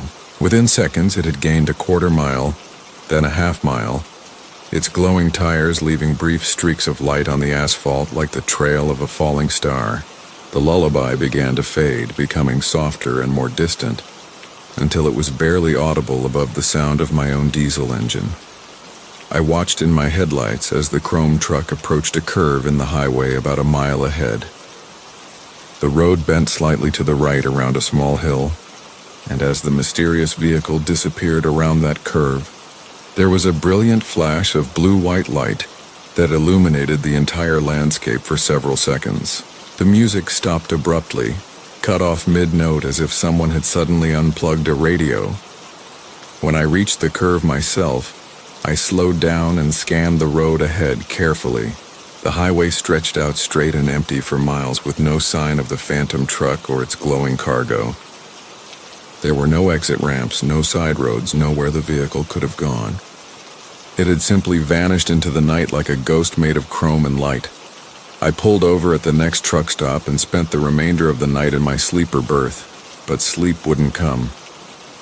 Every time I closed my eyes, I could hear faint echoes of those singing tires, playing children's lullabies in keys that made them sound like warnings. In the morning, I asked the other drivers if they had ever seen anything unusual on that stretch of highway, but they just shook their heads and looked at me like I had been driving too many hours without rest. It's been 3 months since that night, and I've driven past mile marker 43 on Interstate 87 more times. Each time, just as I approached that spot, I turned my radio up loud and pressed the accelerator to the floor, racing through that section of highway as fast as my Peterbilt can safely travel. But sometimes, late at night when the road is empty and the stars are bright, I can still hear faint melodies drifting up from my own tires. And in my rearview mirror, just at the edge of vision, I sometimes catch glimpses of blue lights following at a respectful distance, as if something out there is waiting patiently for me to slow down and listen to the music of the road, the Morse code mile. From Jake Sullivan. The thing about driving freight through Wyoming at 3 in the morning is that you start to notice patterns in things that shouldn't have patterns at all. After 18 years behind the wheel of my Peterbilt, hauling everything from electronics to frozen food across this vast stretch of nothing. I thought I'd seen every trick the highway could play on a tired mind. The way distant radio towers blink in perfect synchronization, how the white lines seem to pulse with your heartbeat when you've been staring at them too long. The phantom CB chatter that sounds almost like voices calling your name through the static. But what happened on that October night along Route 287 was something different entirely. Something that still makes me check my mirrors twice and keep my CB radio turned down low whenever I pass through that particular stretch of road. I was running a load of computer equipment from Denver to Billings, making good time despite the light drizzle that had been following me since Laramie. The rhythmic sweep of my wipers and the steady hum of the Caterpillar engine beneath the hood had settled into that comfortable hypnotic cadence that experienced drivers know well. My CB was picking up occasional chatter from other night haulers, the usual mix of weather reports, speed trap warnings, and the kind of casual conversation that helps keep your eyes open when the world outside seems painted in shades of black and gray. The heater was keeping the cab warm against the October chill, and my thermos of coffee still had a few good cups left in it. Everything was routine, predictable, exactly the way I liked my night runs to be. That's when I first noticed the headlights in my side mirror. Maybe a quarter-mile back, their twin beams cutting through the misty darkness with an odd intensity that caught my attention. At first glance, they looked like any other truck following at a reasonable distance. Nothing unusual about that on a major freight route. But as the minutes passed and the miles rolled beneath my wheels, I began to notice something strange about those lights. They weren't maintaining a steady brightness like normal headlights should. Instead, they were flickering in a deliberate pattern, switching between bright and dim with a regularity that seemed almost purposeful, almost like they were trying to communicate something through the darkness. The pattern was simple at first, just long and short flashes that reminded me of something I couldn't quite place. 3 short flashes, 3 long ones, 3 short again. My mind, trained by years of CB radio protocol and basic emergency procedures, finally recognized what I was seeing. SOS, the International Distress Signal, being transmitted through headlight flashes on a lonely stretch of Wyoming highway in the middle of the night. My first instinct was concern for a fellow driver who might be experiencing mechanical problems or some other emergency that prevented them from using their CB radio to call for help. I keyed my microphone and broadcast on Channel 19, the standard trucker's frequency. Breaker 19, this is the Peterbilt northbound at mile marker 47. I'm seeing what looks like a distress signal from the truck behind me. Driver, if you can hear this, come back with your 20 and let me know if you need assistance. I released the key and listened to the gentle hiss of static, waiting for a response that never came. The headlights continued their rhythmic flashing, but my radio remained silent except for the occasional distant conversation between drivers dozens of miles away. I tried calling out several more times, switching between channels and adjusting my radio settings, but the truck behind me maintained its distance and its silence. The headlights continued to flash their SOS pattern with mechanical precision, never varying in timing or intensity, never missing a beat despite the curves and hills of the highway. There was something unsettling about that perfection, something that made the hair on my forearm stand up beneath my flannel shirt. Real distress signals from real people tend to be irregular, urgent, human. This felt different, automated somehow, like watching a machine carry out programmed instructions without any human input or awareness. As I continued north, the pattern began to change. The simple SOS sequence evolved into something more complex, longer combinations of dots and dashes that I struggled to decode while keeping my attention on the road ahead. My knowledge of Morse code was limited to the basic distress signals and a few simple phrases I'd picked up over the years. But I could tell that this was actual communication, actual words being spelled out letter by letter through those flickering headlights. The precision was remarkable and deeply unnerving. Each flash timed perfectly. Each pause between letters exactly the right length according to proper Morse code protocol. I found an old notepad in my glove compartment and began trying to write down the pattern, using dots and dashes to represent the short and long flashes. It was difficult to manage while driving, especially since the pattern never repeated.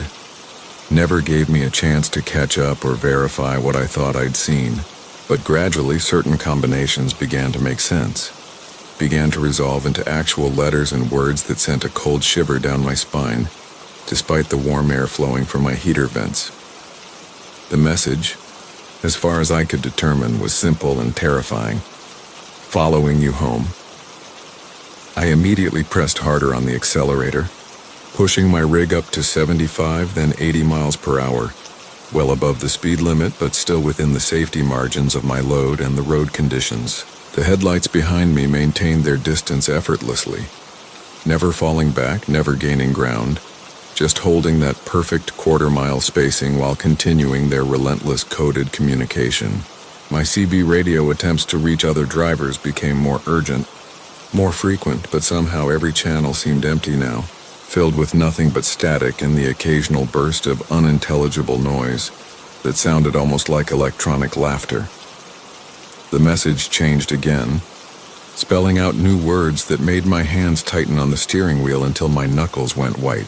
Jake Sullivan flashed through the darkness.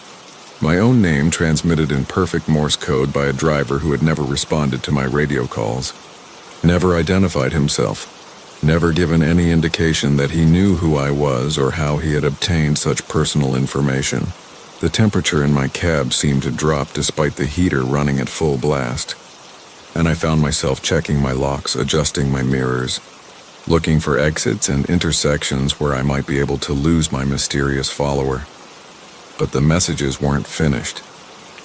As we passed through a small sleeping town, its few streetlights creating brief pools of orange illumination in the darkness, the headlights began spelling out my home address in Denver, complete with apartment number, then my mother's name, then my ex-wife's name, then details about my cargo, my route, my delivery schedule, information that should have been known only to my dispatcher and the receiving company.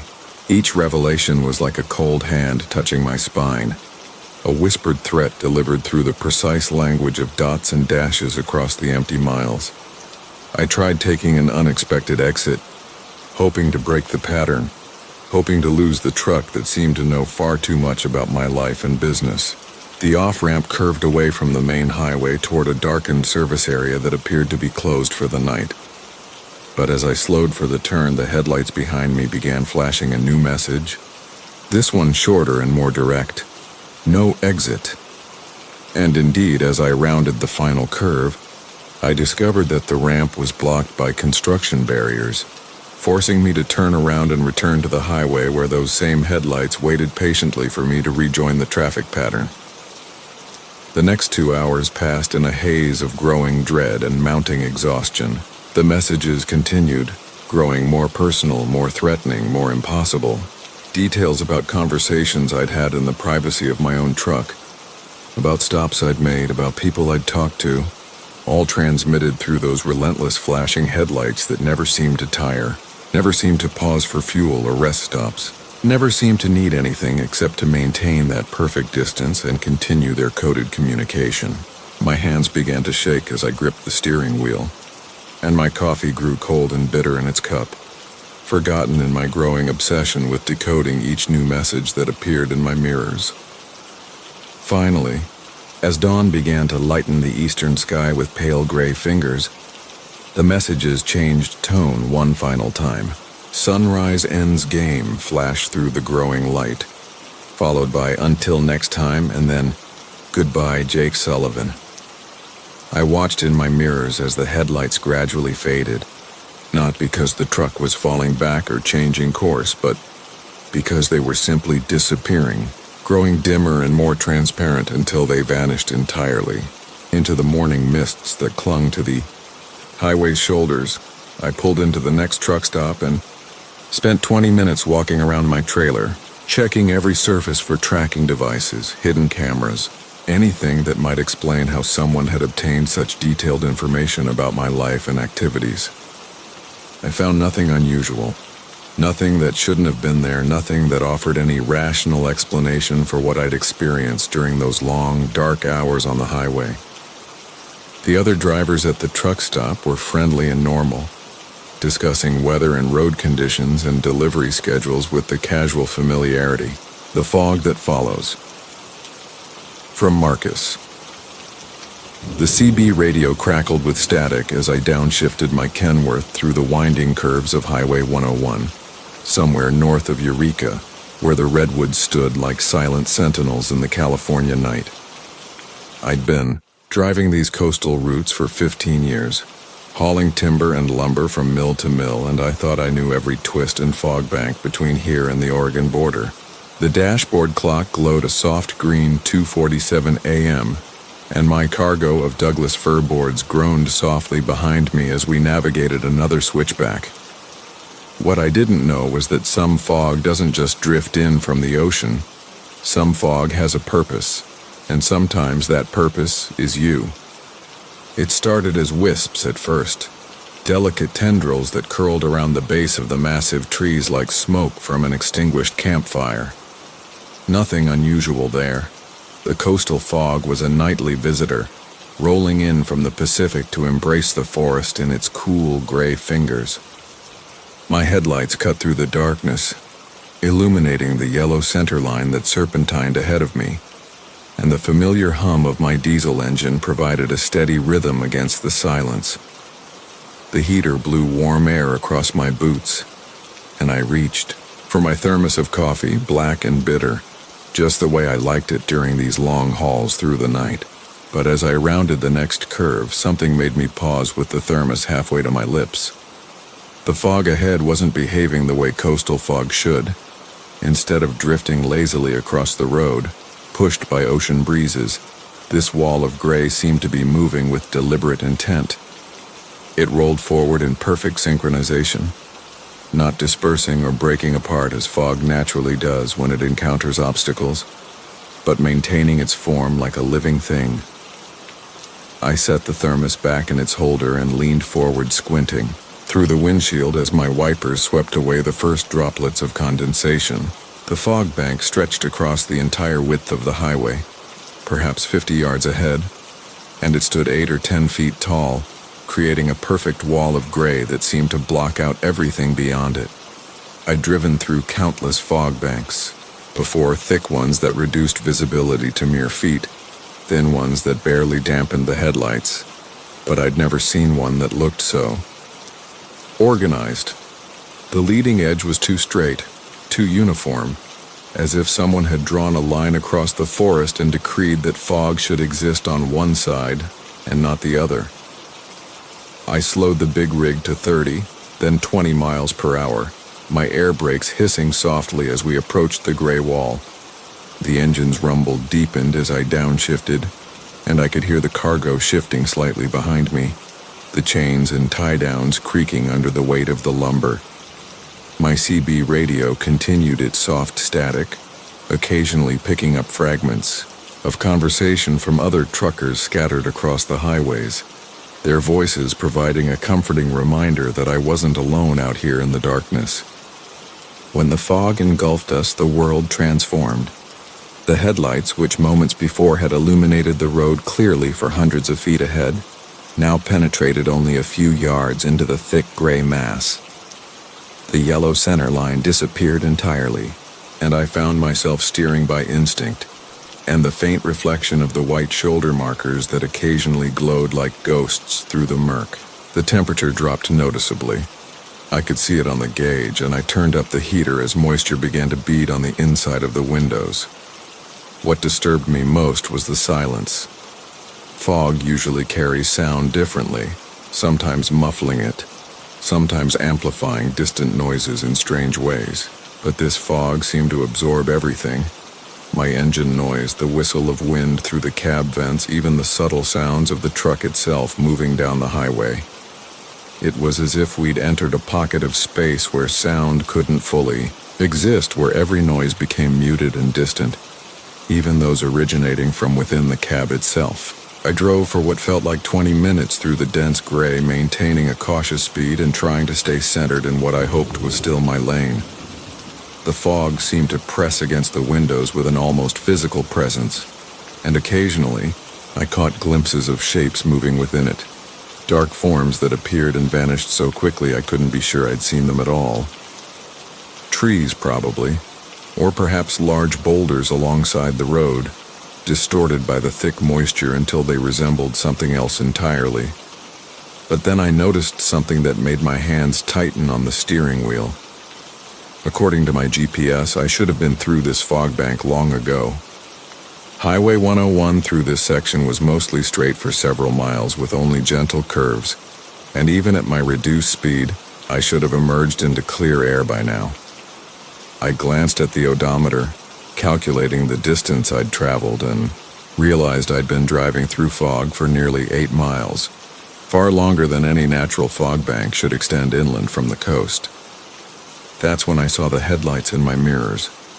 They appeared suddenly, 2 white beams cutting through the fog behind me, maintaining a steady distance of perhaps 100 feet. Another truck, I assumed, also making its way carefully through the murk. I reached for my CB radio and keyed the microphone, hoping to make contact with a fellow driver who might know what was happening with the weather up ahead.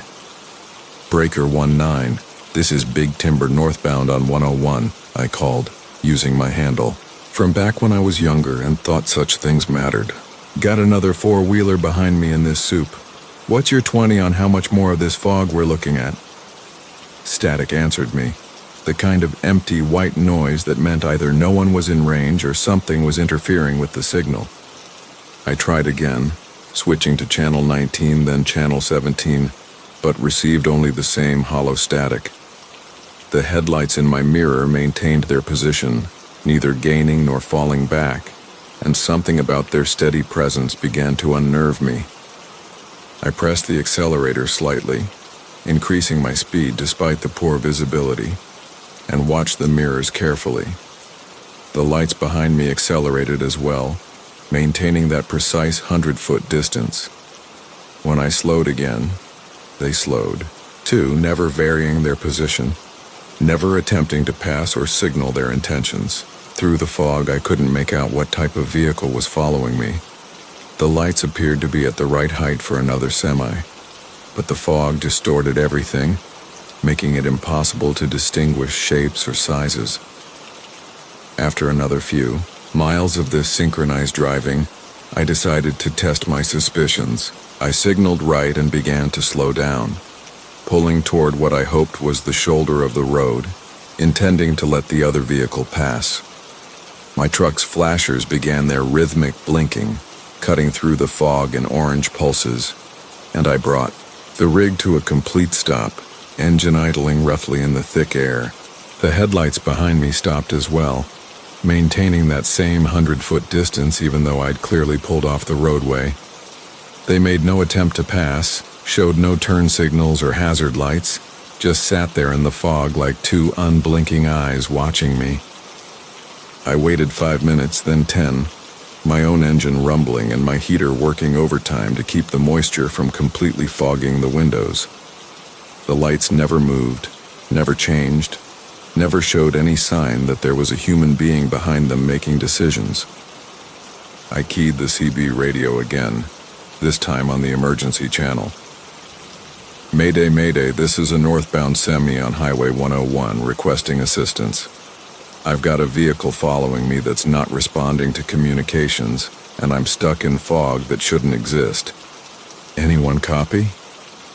The static that answered seemed different this time. Not just empty white noise, but something with patterns in it, almost like whispered voices speaking words I couldn't quite understand. I turned up the volume and listened carefully, and for just a moment I could swear I heard my own voice coming back through the speaker, repeating the same Mayday call but distant and distorted, as if it were being broadcast from very far away or from a long time ago. That's when I realized the fog outside wasn't just thick, it was moving. Not drifting or flowing the way fog should, but moving with purpose, swirling around the truck in patterns that seemed almost deliberate. Through the side windows, I could see it rotating slowly like a slow-motion tornado made of gray mist, with my truck at the center of its rotation. The headlights behind me remained constant through all of this, unaffected by the swirling motion, as if they existed in a different space entirely. I put the truck back in gear and pulled onto what I hoped was still the highway, desperate to escape whatever strange pocket of weather or geography I'd wandered into. The fog continued its slow rotation around us as we moved, and the headlights resumed their precise following distance. My fuel gauge showed 3/4 full, but the engine was working harder than it should, as if we were climbing a steep grade, even though my GPS insisted the road was level. Reflections of the Lost Mile. From Eddie Martinez, the antique mirror had been secured in my sleeper cab for 3 days now, wrapped in moving blankets and nestled between my spare tire and toolbox, but I could still see its ornate brass frame gleaming in my peripheral vision every time I glanced in the rear view. The old woman who'd hired me to transport it from her estate sale in Savannah to her granddaughter in Portland had paid triple my usual rate, cash up front, with only one peculiar request, that I never look directly into the mirror's surface during transport. She'd claimed it was a family heirloom, over a century old, and that direct light could damage the silvering. Seemed reasonable enough at the time, especially with that kind of money involved. But now, rolling through the misty Oregon mountains, at 2 a.m. with nothing but the steady hum of my Peterbilt's engine and the whisper of rain against my windshield for company, I found myself increasingly curious about what made this particular mirror so valuable. The CB radio had been mostly quiet for the past hour, just the occasional trucker checking in from the interstate below, their voices crackling through the static like distant memories. I'd taken the scenic route through the Cascade foothills, partly because the customer had requested I avoid major highways, something about wanting the mirror to travel the same mountain roads her family had used generations ago, and partly because I enjoyed the solitude these winding paths offered. My headlights carved through the persistent drizzle, illuminating the dense walls of Douglas fir that pressed close to the narrow asphalt, their branches heavy with moisture that caught my running lights like scattered diamonds. The heater hummed softly, keeping the cab warm against the autumn chill that seemed to seep through every seal and gasket, and I'd settled into that meditative rhythm that long-haul drivers know well, where the road becomes an extension of your thoughts and the truck becomes an extension of your body. It was during one of those drowsy moments between full alertness and highway hypnosis that I first noticed the photographs. At first, I thought they were just reflections of my cab's interior lights playing tricks on my tired eyes. But when I adjusted my rearview mirror to get a better look at the load behind me, I could see them more clearly. The antique mirror, despite being wrapped in thick moving blankets, somehow seemed to be displaying a collection of old photographs along its edges, sepia-toned images that flickered and shifted like candle flames in a draft. I told myself it was probably just some kind of optical illusion caused by the moisture in the air and the play of my dashboard lights against the mirror's partially exposed surface. But curiosity began to gnaw at me the way it does during those long, lonely stretches when your mind starts looking for anything unusual to focus on. The mountain road curved and climbed, following the natural contours of ancient ridgelines, and with each mile the photographs seemed to become more distinct. I could make out faces now, stern-looking people in clothing that suggested the early 1900s, their eyes dark and serious in the way that old portraits always seem to capture. There appeared to be families grouped around farmhouses I didn't recognize, couples standing beside Model T automobiles, children in formal clothes that made them look like miniature adults. The strangest thing was how the images seemed to shift and change positions along the mirror's frame, as if they were being shuffled by invisible hands or rearranged according to some pattern I couldn't comprehend. When I tried to focus on any single photograph, it would seem to fade or move just beyond clear visibility, always remaining tantalizingly at the edge of perception. The rain intensified as I climbed higher into the mountains, drumming against my cab with increasing urgency and forcing me to slow down as the road became more treacherous. My windshield wipers swept back and forth in their hypnotic rhythm, occasionally smearing the water rather than clearing it, creating brief moments where the world outside became nothing but streaks of light and shadow. It was during one of these moments that I noticed something that made my hands tighten involuntarily on the steering wheel. One of the photographs in the mirror behind me showed a truck, an old freight hauler from perhaps the 1940s or 50s, and standing beside it was a driver who looked remarkably similar to myself. Not identical, but close enough in build and facial structure that he could have been a relative, maybe a grandfather or great-uncle I'd never known. The resemblance was unsettling enough that I found myself glancing more frequently at the rearview mirror, trying to get a better look at this mysterious driver from decades past.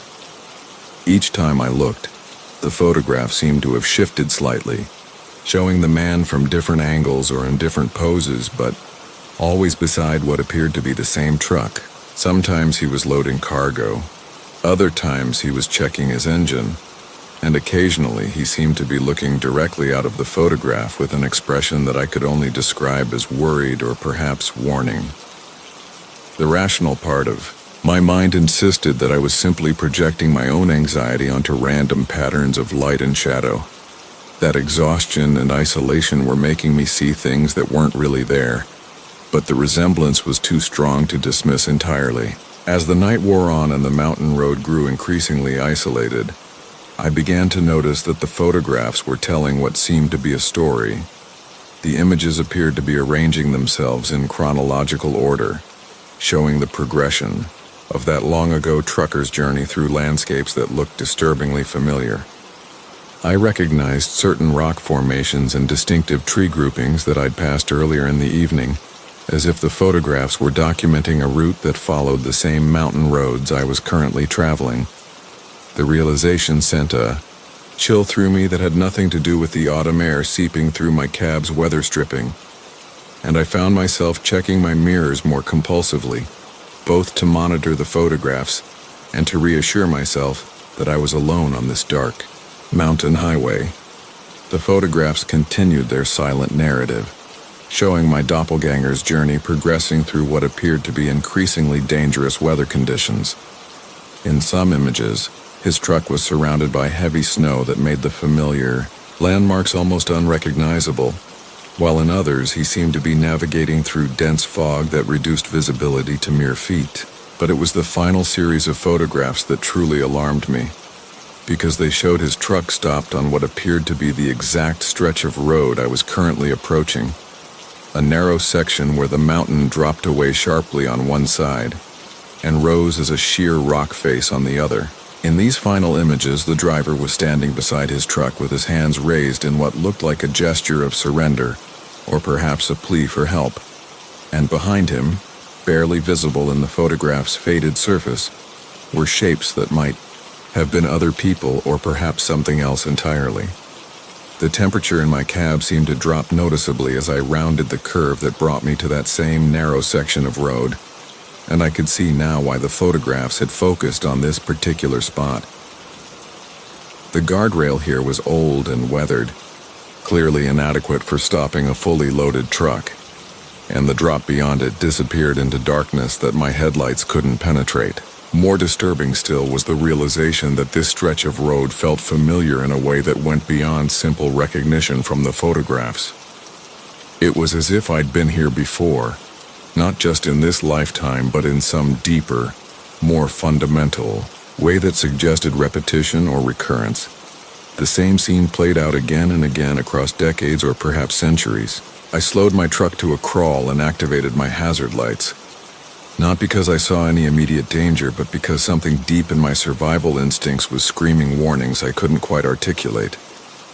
The photographs in the mirror behind me were now showing rapid sequences of images, flickering through scenes of multiple trucks and multiple drivers, all bearing that same unsettling resemblance to myself.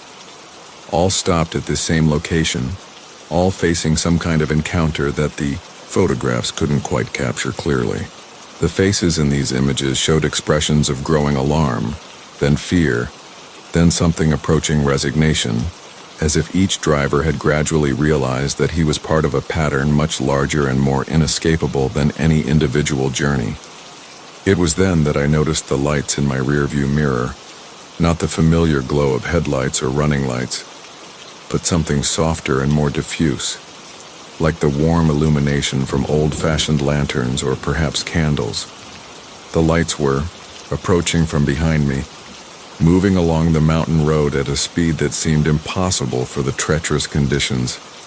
And as they drew closer, I could see that they weren't attached to any vehicle I could identify. Instead, they seemed to float freely through the rain and mist, maintaining perfect formation as they followed the road's curves and climbs. The photographs in the antique mirror were now cycling through their sequences so rapidly that they created an almost cinematic effect, showing what appeared to be the same encounter repeated endlessly, each version slightly different but all ending at this same crucial moment. The floating lights drew closer, and I could now see that they illuminated figures walking along the mountain road, people dressed in the same period. The Weight of Memory, from Jake Morrison. The rain drummed against my windshield in steady rhythm as I pulled into the truck stop outside Bakersfield, the neon sign casting wavering pink and blue shadows across the wet asphalt. It was past midnight, and the parking lot held only a handful of other rigs, their chrome bumpers gleaming like sleeping giants in the fluorescent glare. My Peterbilt 379 had been my home for the better part of 15 years. But lately I'd been feeling restless in ways I couldn't quite explain, like the familiar comfort of my sleeper cab had somehow shifted into something less welcoming. The fuel pump clicked steadily as I topped off my tanks, the diesel fumes mixing with the clean scent of rain-washed air. I'd been hauling refrigerated goods from Portland down to Los Angeles, a route I knew by heart, every mountain pass and valley curve as familiar as the lines on my weathered hands.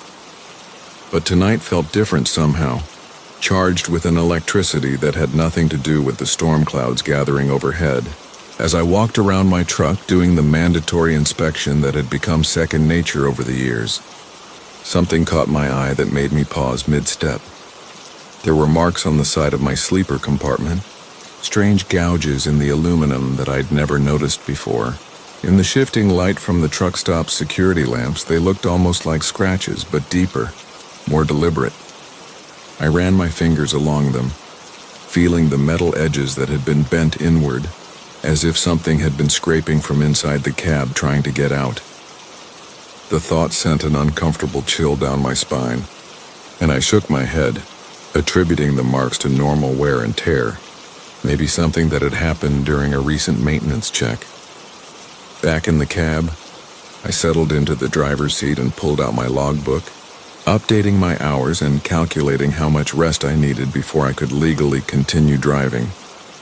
The sleeper compartment beckoned behind me, separated from the driver's area by a heavy curtain that had seen better days. I'd never been one to anthropomorphize my truck, but tonight the space felt almost expectant, as if it were waiting for something. The engine ticked and settled as it cooled, creating small sounds that seemed amplified in the quiet of the storm. I climbed back into the sleeper, noting how the mattress felt different beneath me, firmer somehow, as if it had been compressed by weight I couldn't account for. The small reading light cast a warm glow over the cramped space, illuminating the few personal items I kept there. A photograph of my ex-wife and daughter, a paperback novel I'd been trying to finish for months, and a thermos of coffee that had long since gone cold. But as I adjusted my pillow and tried to get comfortable, I noticed something that made my blood run cold with sudden recognition. There were marks on the wall above my bunk, faint but unmistakable grooves that formed a distinct pattern. They looked like chain marks, the kind that might be left by heavy restraints dragged across metal. The scratches were old, worn smooth by time, but they told a story that I was only beginning to understand. My hands trembled as I traced the marks with my fingertip, feeling the depression in the metal where something had been rubbed back and forth, over and over with desperate persistence. I sat up in the narrow bunk, my head nearly touching the ceiling, and examined the marks more closely. They formed a rough semicircle around the head of the bed, concentrated in the areas where someone lying down might be able to reach. The pattern suggested struggle, repeated motion, the kind of wear that would only come from months or years of constant friction. As I studied them, I began to notice other details I'd somehow overlooked in all my years of sleeping in this space. Tiny rust stains that could have been something else entirely, and gouges in the wall padding that looked suspiciously like fingernail marks. The rain intensified outside, drumming against the roof of the sleeper with increasing urgency, and I found myself thinking about the truck's history. I'd bought the Peterbilt used from a dealer in Omaha, and the paperwork had been surprisingly sparse for such a well-maintained rig. The previous owner's name was listed as Marcus Chen, but when I'd tried to contact him about some mechanical questions, I'd been told he was no longer available. The dealer had been evasive about the details, offering only that the truck needed to be sold quickly for estate purposes. As I lay back down, trying to dismiss my growing unease, I became aware of a sound that didn't belong to the normal symphony of truck stop noise. It was rhythmic, almost mechanical, like metal sliding against metal in slow, deliberate movements. The sound seemed to be coming from within the walls themselves, as if something were moving in the space between the outer shell and the interior panels. I pressed my ear to the wall, but the sound stopped abruptly, leaving only the ambient noise of rain and distant highway traffic. Sleep came fitfully, filled with dreams of chains and shadows, and I woke several times with the distinct impression that I was not alone in the sleeper. Each time I opened my eyes, the space looked normal, but the feeling persisted, a presence that seemed to watch from the corners where the reading light couldn't quite reach. The chain marks on the wall seemed to glow faintly in the darkness, and I found myself staring at them, wondering what desperate soul had worn those grooves into the metal. When dawn finally broke through the storm clouds, I was more exhausted than when I'd begun my rest period. As I prepared to continue my journey south, I decided to do some research on my truck's history, using the Wi-Fi at the truck stop to search for any information about Marcus Chen or previous incidents involving my Peterbilt. What I found made my hands shake as I scrolled through the search results on my phone. Marcus Chen had been a long-haul trucker who disappeared 3 years ago while hauling a load from Seattle to Phoenix. His truck, my truck, had been found abandoned at a rest stop in Nevada, the cargo intact but Marcus nowhere to be found. The police report mentioned signs of struggle in the sleeper compartment, including what investigators described as unusual wear patterns consistent with restraint marks. The case had gone cold after 6 months, with Marcus presumed dead but his body never recovered.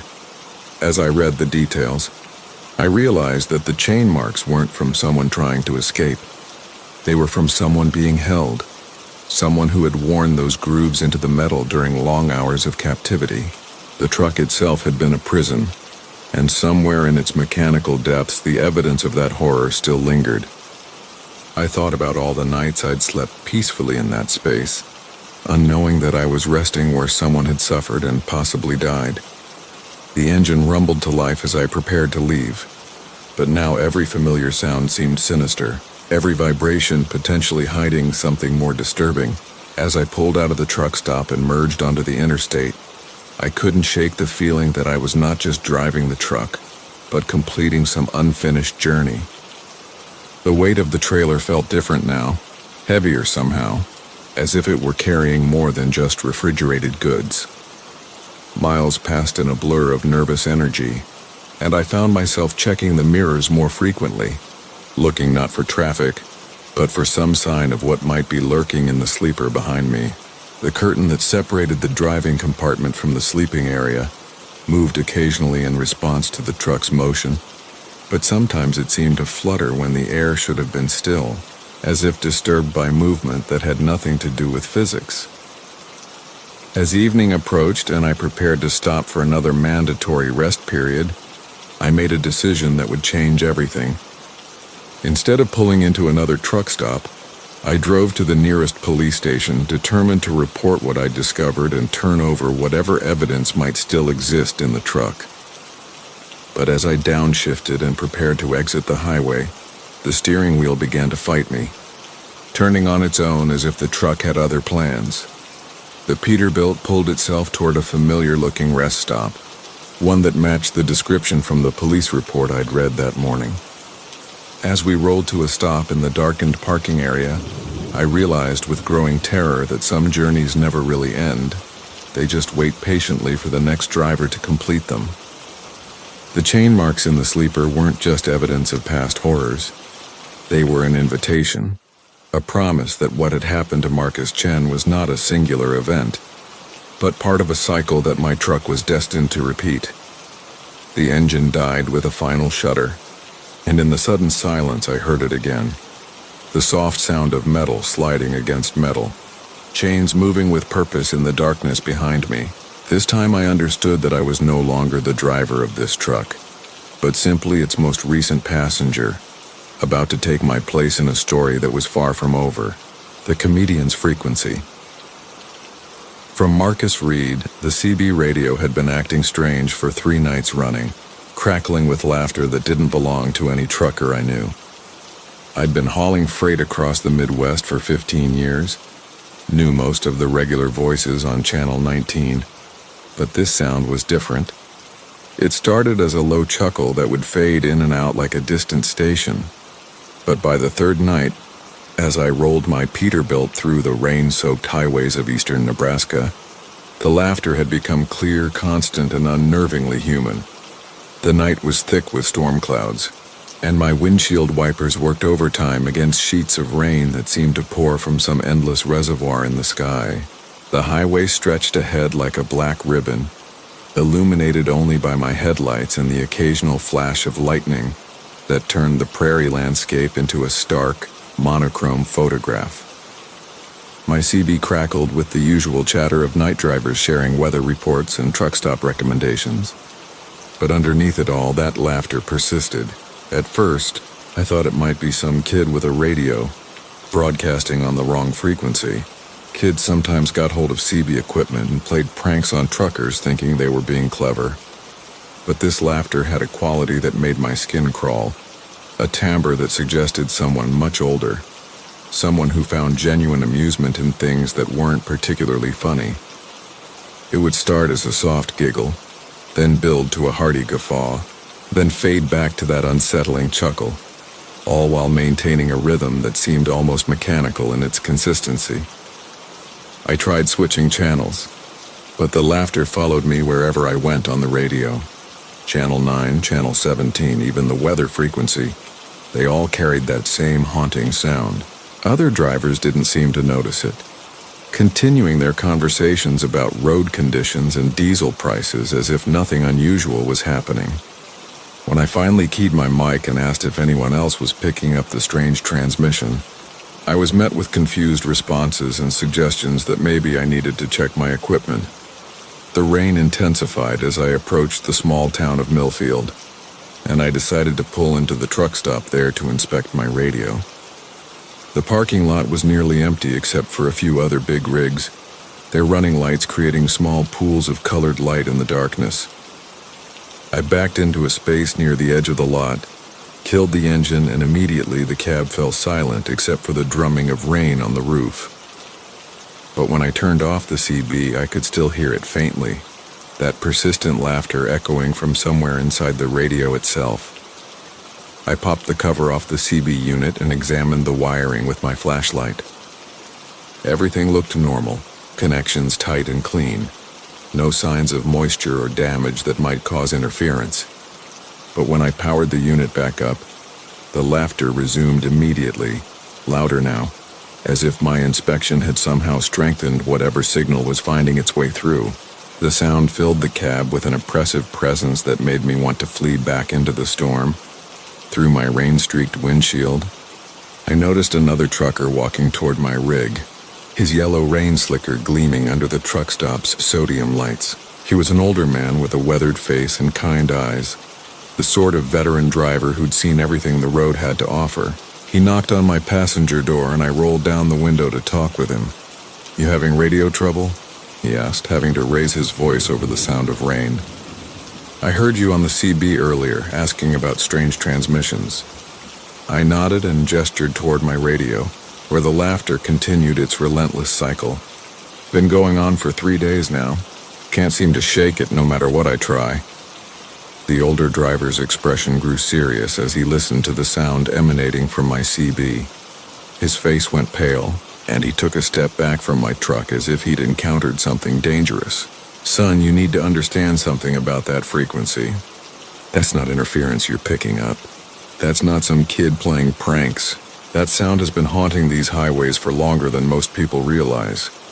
He told me about a trucker named Eddie Laughlin, who'd driven these same routes back in the 80s. Eddie was known for his infectious laugh and his habit of keeping fellow drivers entertained. With jokes and stories over the CB, he was the kind of driver who could make a lonely night on the road feel less isolating, always ready with a funny story or a cheerful word for anyone who needed it.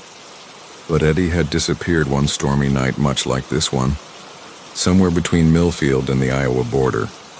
They found his truck 3 days later. The old driver continued, water streaming from the brim of his cap. Jackknifed in a ditch, Eddie nowhere to be found.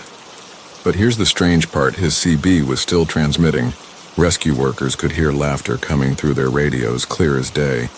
But when they checked the truck, the radio was turned off and the battery was dead. They never found Eddie, never found any trace of what happened that night.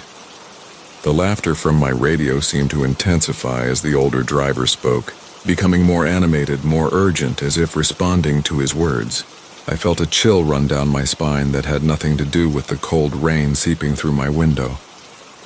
The sound was no longer just annoying interference. It was beginning to feel like communication, like someone trying to reach across an impossible distance to make contact.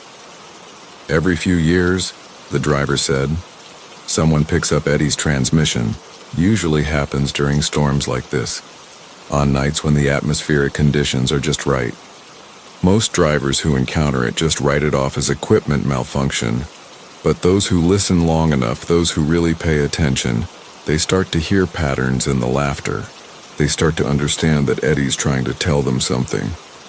As if summoned by his words, my CB suddenly crackled with a burst of static, and through the white noise, I could hear something that made my blood freeze. Between the peals of laughter, there were words, faint but unmistakable. "Turn around," the voice said, followed by that horrible mechanical chuckling. "Turn around before it's too late." The older driver heard it too, and his face went ashen. "Son, I think you'd better listen to what Eddie's trying to tell you. That stretch of highway between here and the Iowa border, it's claimed more than one good driver over the years. Maybe Eddie's trying to save you from whatever got him. But I was a practical man, trained by years on the road to distinguish between real dangers and imaginary fears. I thanked the older driver for his concern, but told him I had a delivery to make and couldn't afford to let superstition dictate my route. As he walked away, shaking his head and muttering under his breath, I fired up my engine and pulled back onto the highway, determined to push through to my destination despite the ominous warnings. The laughter continued as I drove, growing more frantic with each mile. The rain seemed to be getting heavier, reducing visibility to just a few yards ahead of my truck. My wipers struggled against the deluge, and I had to slow my speed to maintain control on the increasingly treacherous road. Through it all, Eddie's voice continued to broadcast his warnings, the laughter now sounding less like amusement and more like desperation. Then, through the storm and the static, I began to hear other voices joining Eddie's transmission, faint at first but growing stronger. The voices of other drivers who had disappeared over the years, all of them laughing that same horrible laugh, all of them trying to warn travelers away from this cursed stretch of highway. Their voices overlapped and intertwined, creating a chorus of the loss that filled my cab with an overwhelming sense of doom. I realized then that I was approaching the exact location where Eddie Laughlin had vanished all those years ago. My headlights illuminated a sharp curve ahead, the same curve where Eddie's truck had been found jackknifed and abandoned. As I entered the turn, my CB exploded with activity. Dozens of voices shouting warnings through bursts of maniacal laughter, all of them trying to tell me what I was too stubborn to accept. The curve seemed to go on forever, bending in ways that defied the laws of physics, leading me deeper into a storm that felt less like weather and more like a tear in reality itself. My truck began to shudder and shake, and I realized that I was no longer alone on this highway.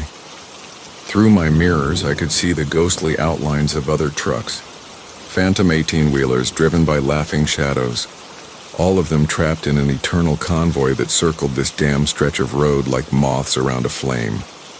Just when I thought I would join their number, when I felt my steering wheel beginning to slip from my grasp and my truck starting to lean toward the ditch that had claimed Eddie Laughlin, I managed to gun my engine and break free from whatever supernatural force was trying to claim me.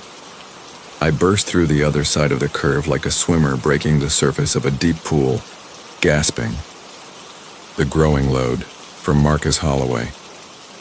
The thing about hauling mystery freight is that you learn not to ask questions, especially when the pay is 3 times your usual rate, and the pickup location is nothing more than GPS coordinates in the middle of Nevada's high desert. I've been driving these highways for 22 years, and I've seen enough strange cargo to know when to keep my mouth shut and my eyes on the road. The diesel engine of my Peterbilt 379 hummed its familiar lullaby as I pulled away from the unmarked warehouse at 2:47 a.m. The trailer behind me loaded with something the manifest simply listed as organic specimens handled with extreme care. The warehouse had been nothing more than a concrete block sitting alone under the star-drunk Nevada sky. No signs, no company logos, just a loading dock and 3 men in coveralls who worked in complete silence. They'd loaded my trailer with what appeared to be dozens of white containers, each about the size of a coffin, though I tried not to think about that comparison as I signed the paperwork. The only unusual thing, if you could call it that, was how they'd stacked the containers in a very specific pattern, leaving channels of airspace between them, and how they'd insisted on installing some kind of monitoring equipment in my cab that beeped softly every 30 seconds. The desert highway stretched ahead of me like a ribbon of black velvet, my headlights carving through the darkness while the radio played old country songs that seemed to fade in and out with the distance between stations. The load felt normal at first, the familiar weight settling into my suspension, the trailer tracking straight and true behind me as we climbed up through the mountain passes. But somewhere around the 4-hour mark, as I was crossing into Utah with the first pale hints of dawn touching the eastern horizon, I noticed something that made me adjust my mirrors and check my gauges twice. The trailer seemed to be riding a little different. The way the whole rig felt on the road had changed subtly, like when you pick up a heavier load than expected. But that was impossible, of course, because cargo doesn't just gain weight during transport. And yet when I glanced at my air pressure gauges and watched how the truck leaned into the curves, everything suggested that my load had somehow gotten heavier. The monitoring device they'd installed continued its steady beeping, and I found myself counting the intervals, wondering if they were getting faster or if it was just my imagination playing tricks in the pre-dawn darkness. By the time I stopped for fuel in a little town called Cedar Ridge, the sun was painting the Utah landscape in shades of amber and gold, and I was certain something had changed about my load. The truck felt heavier, definitely heavier, and when I walked around to do my inspection, I noticed that the trailer was riding lower on its suspension than it had been when I'd left Nevada. The monitoring device had definitely picked up its pace, beeping now every 20 seconds or so, and when I called the dispatch number I'd been given, all I got was a recorded message telling me to proceed to destination and avoid any unnecessary stops. The highway wound through red rock country, past towering mesas and deep canyons where the shadow and light played tricks on your eyes, and I tried to focus on the beauty of the landscape, rather than the growing certainty that something very strange was happening in my trailer. The beeping from the monitoring device had become almost hypnotic, an electronic heartbeat that seemed to sync up with the rhythm of my diesel engine, and more than once I caught myself tapping my fingers on the steering wheel in time with its pulse. It was around noon, when the desert sun was turning the asphalt ahead of me into a shimmering mirage, that I first heard the other sounds. At first I thought it might be something wrong with the trailer's refrigeration unit, even though my manifest hadn't mentioned anything about temperature-controlled cargo. It was a soft creaking sound like wood expanding in heat, but rhythmic, almost organic. I turned down the radio and listened more carefully, and what I heard made me pull over at the next rest area to investigate. The sounds were definitely coming from inside the trailer. A gentle but persistent creaking and rustling that reminded me of nothing so much as the sound a tree makes when it's growing. When the wood fibers are stretching and expanding, but trees don't make that much noise when they grow, and besides, I wasn't hauling lumber. I was hauling those white containers that had looked so innocuous back at the warehouse.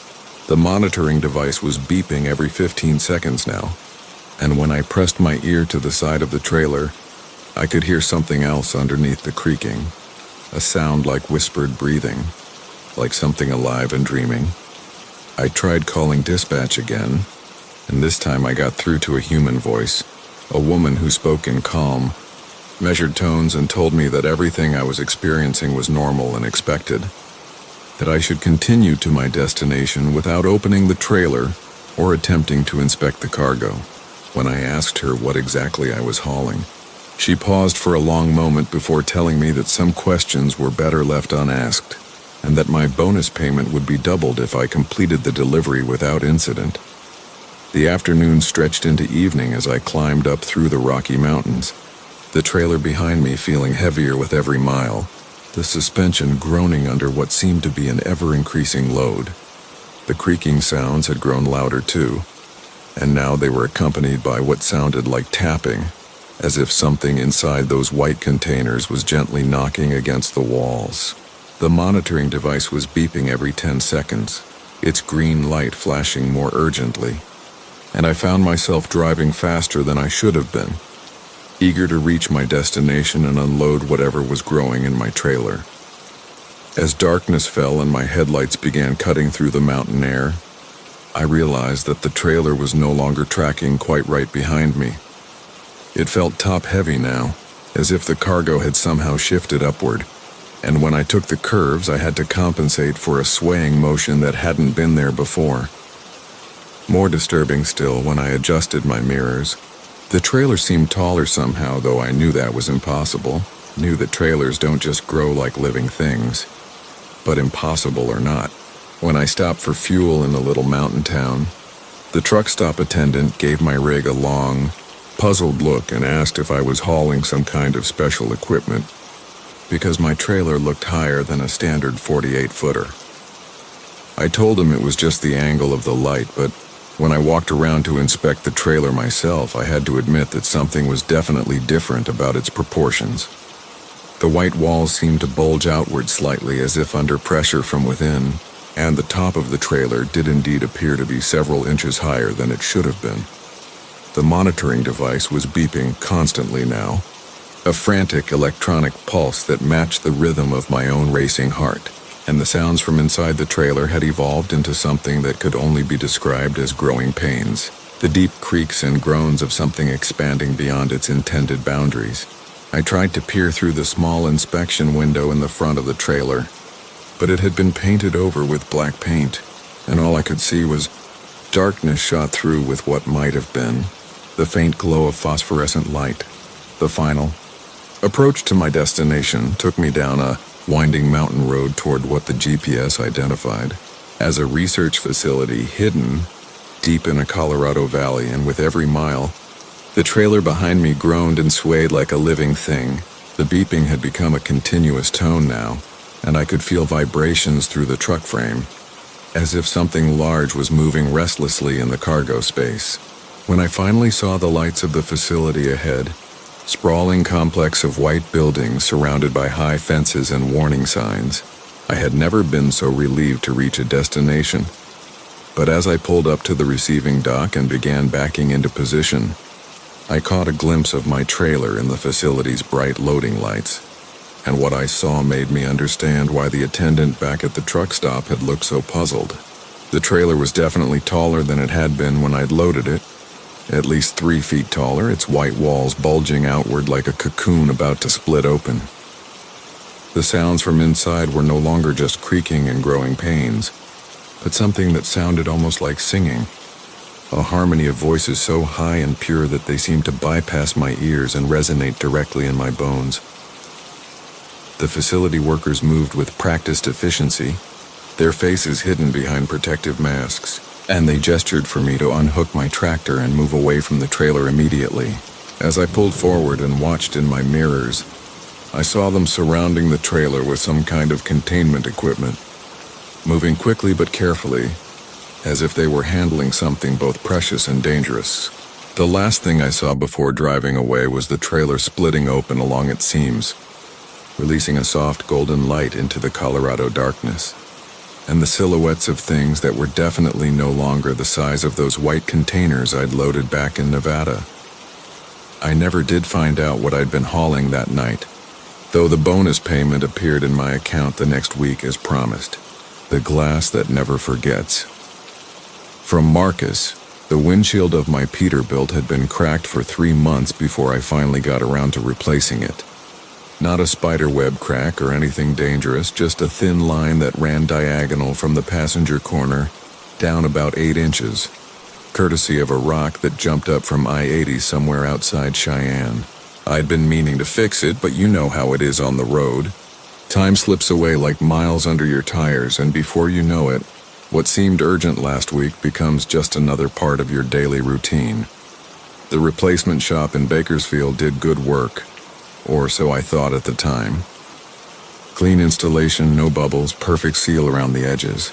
The new glass was crystal clear, unmarked by the 1,000 tiny pits and scratches that accumulate over years of highway driving. It should have felt like getting new eyes, that pristine view of the road ahead. Instead, from the moment I pulled out of their lot, something felt off about the way light moved across that windshield, the way shadows seemed to linger in places they shouldn't. I was hauling furniture from Los Angeles to Portland that week, a routine run I'd made dozens of times before. The load was secure, the weather was clear, and I had my usual audiobook queued up for the long stretch through the Central Valley. Everything normal, everything comfortable. But as the afternoon sun angled lower and began hitting that new windshield, I started noticing reflections that didn't quite match what was around me. At first, I chalked it up to the adjustment period. New glass sometimes reflects differently, catches light at angles you're not used to. But these weren't just unfamiliar reflections, they were wrong reflections. I'd catch glimpses of road signs in the glass that weren't there when I looked directly ahead. Exit markers for towns I'd never heard of. Mile markers with numbers that didn't match my GPS. When I'd glance up to read them properly, there would be nothing but empty highway and the usual scattered billboards advertising truck stops and fast food. The engine hummed its familiar rhythm beneath me, that steady diesel purr that had lulled me through countless nights on the road. My CB crackled occasionally with the casual chatter of other drivers, sharing information about traffic, weather, and way stations ahead. Normal sounds, comforting sounds, but increasingly I found myself staring at that windshield, trying to catch those phantom reflections in the act of appearing. As evening approached and I climbed into the mountains north of Los Angeles, the reflections became more persistent. In the glass, I could see the ghostly outlines of other vehicles, cars, and trucks that seemed to be sharing the road with me, but weren't there when I checked my mirrors. They moved with their own purpose, following their own invisible lanes, sometimes coming close enough that I'd instinctively check my blind spots or adjust my position, only to find nothing but empty asphalt beside me. The sun set behind the mountains, painting the sky in deep purples and oranges that reflected beautifully off the surrounding peaks. But in my windshield, the sky looked different, darker somehow, with storm clouds that weren't visible when I looked up through the glass. The reflected landscape showed twisted guardrails, broken pavement, and road signs so weathered and damaged I couldn't read them. It was like looking at the same highway, but one that had been abandoned for decades. left to decay under harsh weather and neglect. I pulled into a rest stop outside of Fresno as full darkness settled over the valley. The parking area was well lit, filled with other truckers taking their mandatory breaks or grabbing some sleep before dawn. I should have felt safe there, surrounded by my fellow drivers, but when I looked out through the windshield at the familiar scene of parked trucks and the distant glow of the truck stop, what I saw in the reflection was emptiness, cracked pavement stretching away into darkness, broken light poles, and the skeletal remains of buildings that looked like they'd been gutted by fire years ago. I stepped out of the cab and walked around to look at the windshield from the outside. Under the parking lot lights, it appeared perfectly normal. Clear glass, properly installed, no visible defects or distortions. But when I cupped my hands against it and peered through from the outside looking in, I could see that other world reflected in its surface. The dead world, the abandoned world, the world where nothing lived or moved except shadows that seemed to writhe with their own purpose.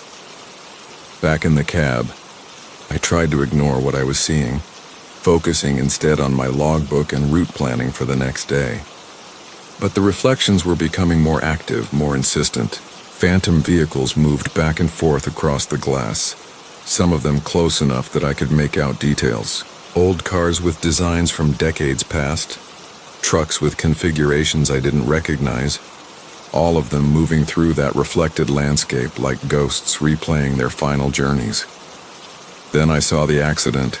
It unfolded in the windshield like a movie playing in reverse slow motion. A sedan, dark blue or black, spinning across lanes of that phantom highway. Other vehicles swerving, some successfully, others not. Metal crumpling, glass exploding outward in glittering clouds, bodies tumbling through the air with the terrible, weightless grace of the dead. And over it all, the sense that this wasn't just some random vision, but a memory, something that Windshield had witnessed, absorbed, and was now playing back for me whether I wanted to see it or not.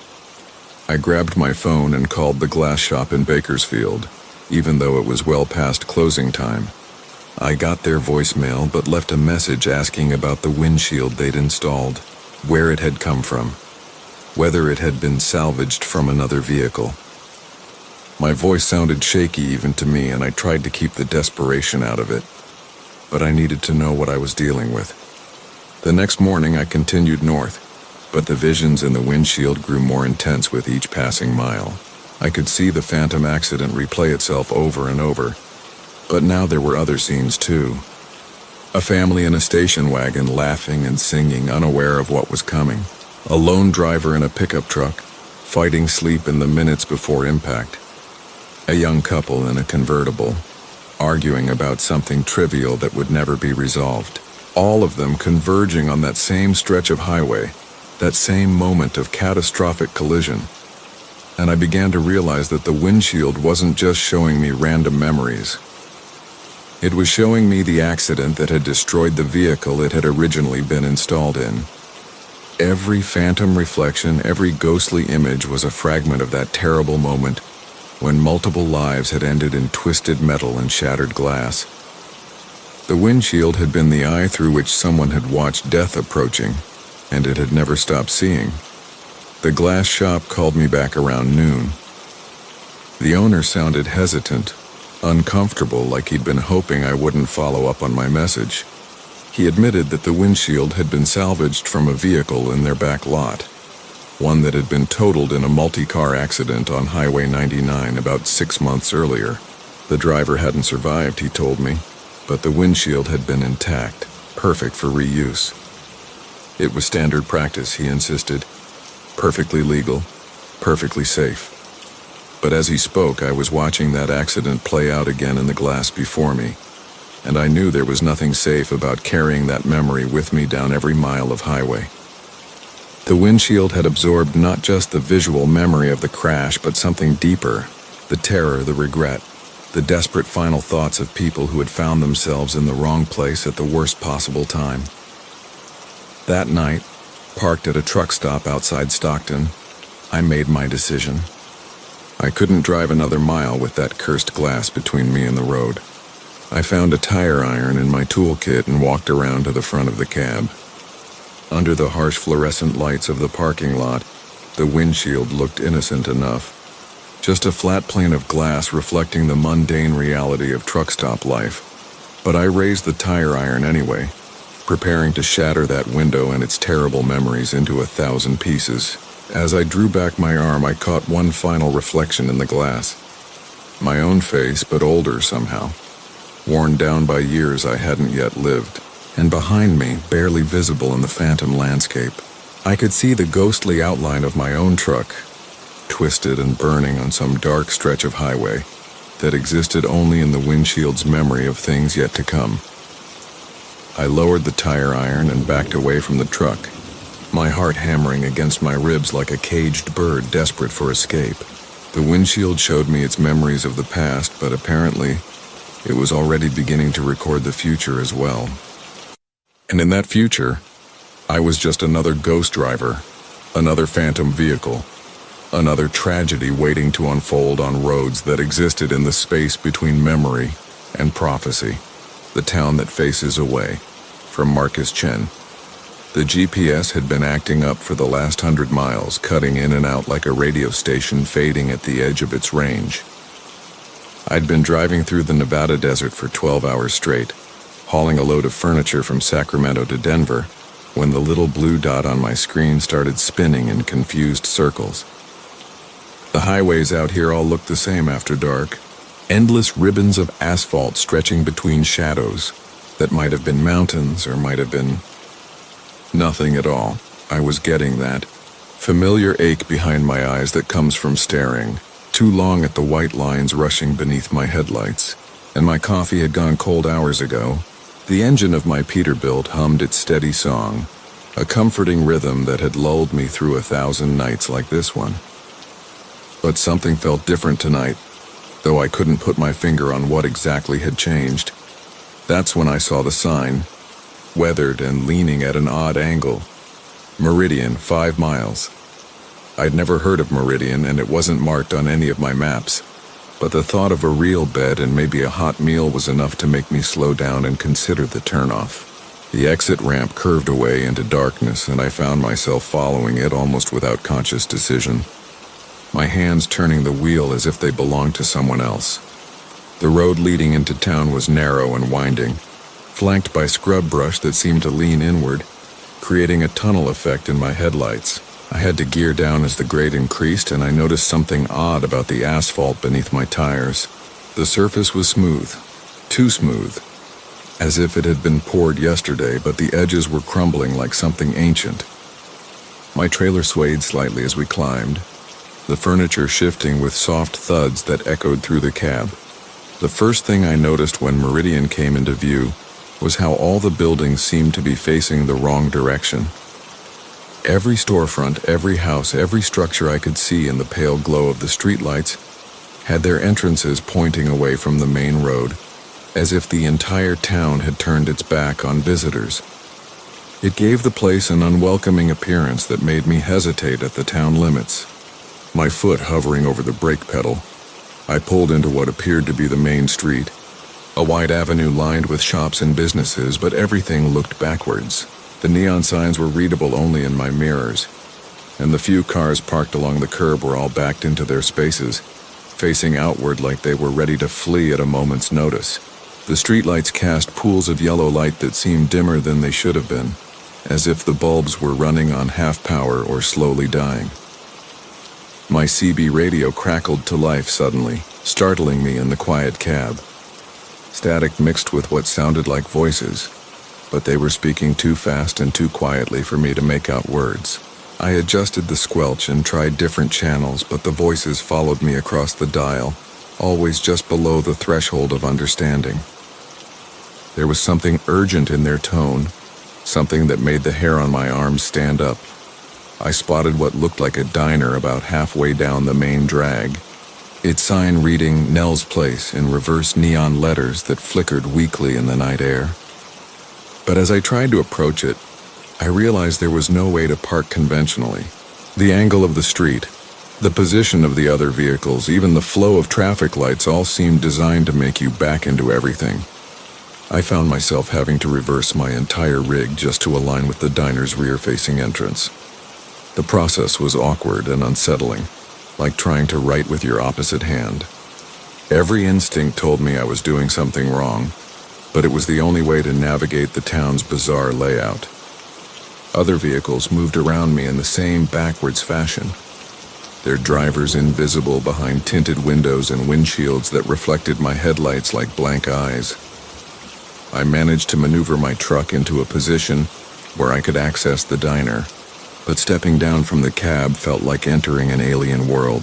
The building's facade faced away from me, so I had to walk around to what would normally be considered the back to find the entrance. The door was surrounded by windows that showed glimpses of the interior, but everything inside seemed reversed too, as if I were looking at it through a mirror. The bell above the door chimed backwards as I entered, a discordant sound that seemed to fall rather than ring. Inside, the diner was laid out like any other, but all the booth seats faced away from the windows toward the interior walls. The customers, and there were perhaps half a dozen scattered around the room, sat with their backs to me. None of them turned when I walked in, though I heard their conversations pause momentarily before resuming in hushed tones. Behind the counter stood a woman who might have been anywhere from 40 to 60, her gray hair pinned back in a style that had been popular decades ago. She was facing the kitchen, her back to the dining room, but she spoke to me without turning around. Her voice had a quality that reminded me of old radio broadcasts, slightly tinny and distant despite her proximity. "Coffee's fresh," she said, pouring a cup and setting it on the counter without looking at me. "Pie's good too if you're hungry. Most folks passing through appreciate a slice before they head back out." There was something in the way she emphasized the words, "back out," that sent a chill down my spine. But I attributed it to road fatigue and too many hours alone in the cab. I accepted the coffee gratefully, warming my hands on the heavy ceramic mug. The liquid was hot and bitter, exactly what I needed, but it had an aftertaste I couldn't identify, something metallic that lingered on my tongue. Through the windows I could see my truck parked in the street, and I noticed that other vehicles were moving past it in what seemed like an endless loop, all of them backing through the intersection in a complex dance that somehow avoided collisions. "Strange town you have here," I ventured, trying to start a conversation with the waitress. She was wiping down the counter with methodical strokes, still facing away from me. "Been here long?" "Long as I need to be," she replied. "Long as any of us need to be. You're just passing through, though, aren't you?" "That's good. Passing through is good." Her tone was neutral, almost conversational, but there was something underneath it that sounded like warning. I glanced around the diner again, taking in details I'd missed before. The clock on the wall was running backwards, its hands moving counterclockwise at a steady pace. The jukebox in the corner was playing music, but the songs seemed to be running in reverse, melodies that started at their conclusions and worked backward to their beginnings. Most unsettling of all, I realized that none of the other customers were eating despite the plates in front of them. They sat perfectly still, their shoulders rigid, their heads slightly bowed. A truck driver at the far booth finally turned to look at me, and I saw that his face was pale and drawn, his eyes wide with something that might have been fear or might have been resignation. His lips moved silently, and it took me a moment to realize he was mouthing words. "Get out. Go now." Then he turned back to face the wall, his moment of communication over.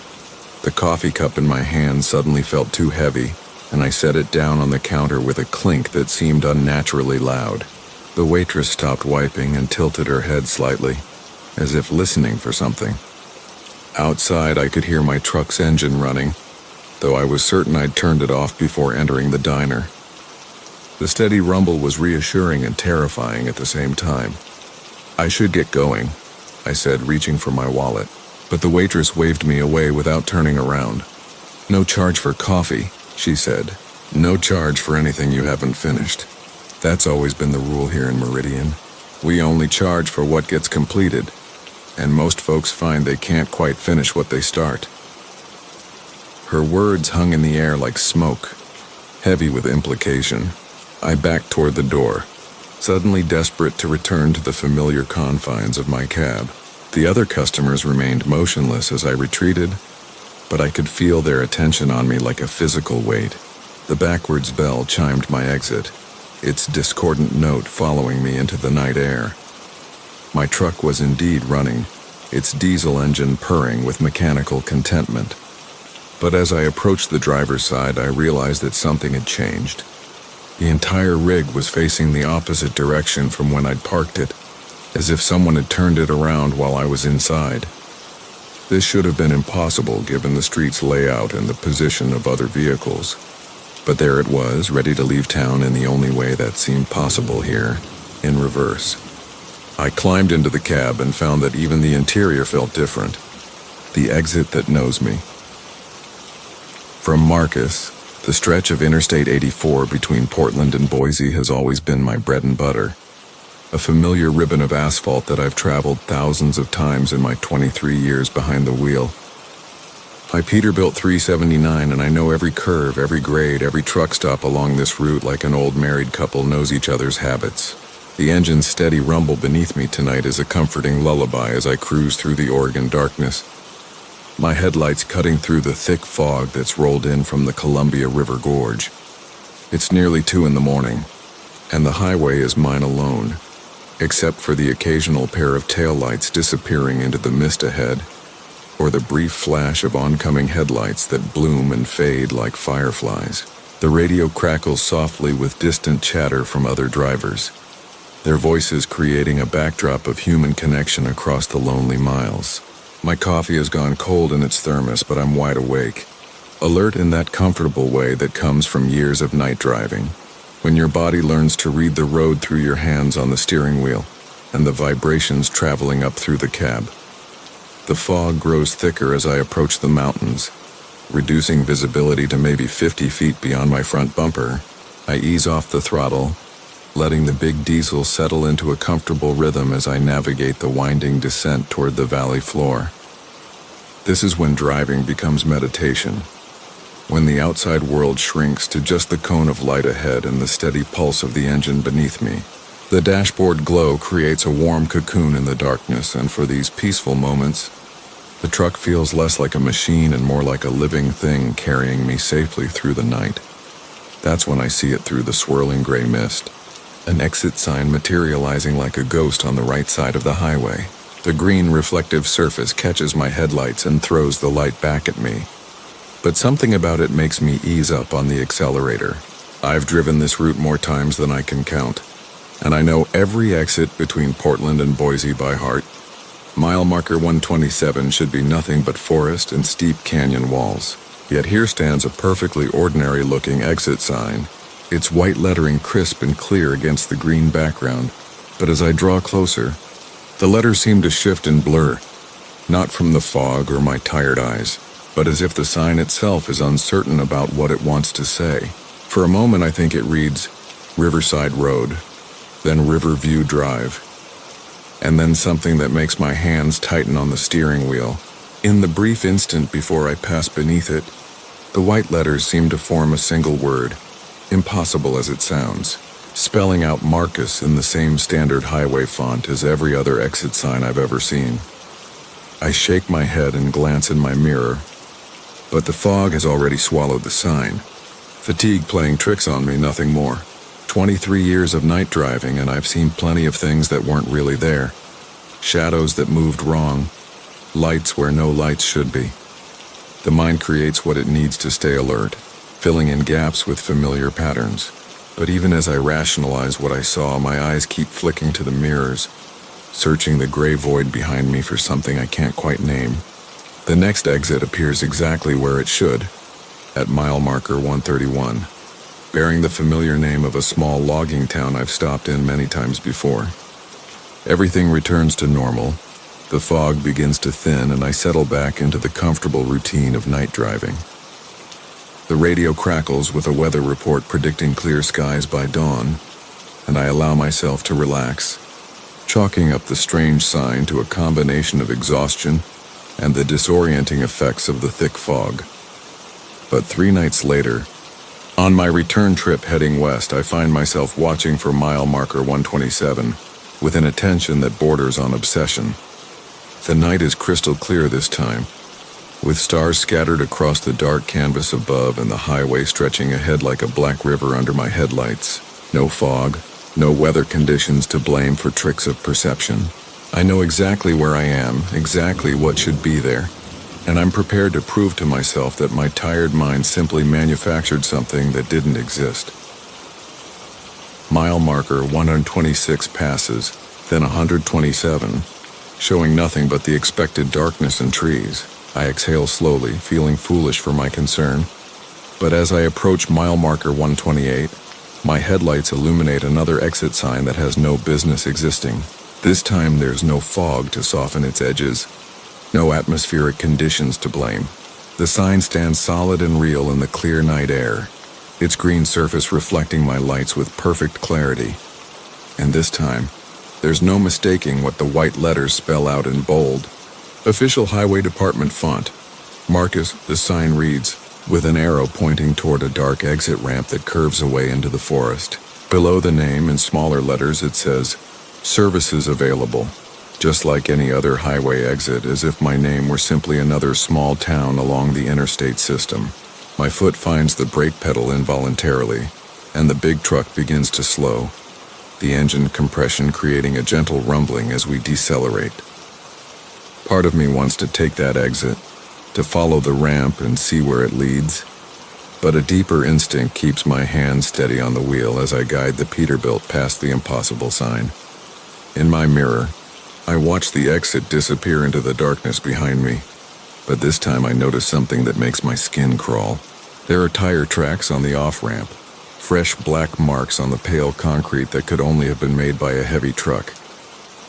The marks are too wide and too far apart to have been made by a car, and they're exactly the right spacing for dual rear wheels like the ones currently rolling beneath my trailer. Over the following weeks, I begin to alter my schedule, taking different routes when possible, accepting loads that carry me through different states entirely, but the exit follows me. On Highway 40 through New Mexico, it appears as a weathered sign reading, Marcus Historic District, beside a gravel road that winds up into red rock canyons. On I-80 through Nevada, it materializes in the pre-dawn darkness as Marcus Junction, Population 1, with an arrow pointing toward what looks like an old mining road disappearing into sage-covered hills. Each time, the sign is different but unmistakably the same, bearing my name in official-looking typography that makes it seem like it belongs, like it's always been part of the highway system. Each time I resist the urge to take the exit, though the temptation grows stronger with every appearance.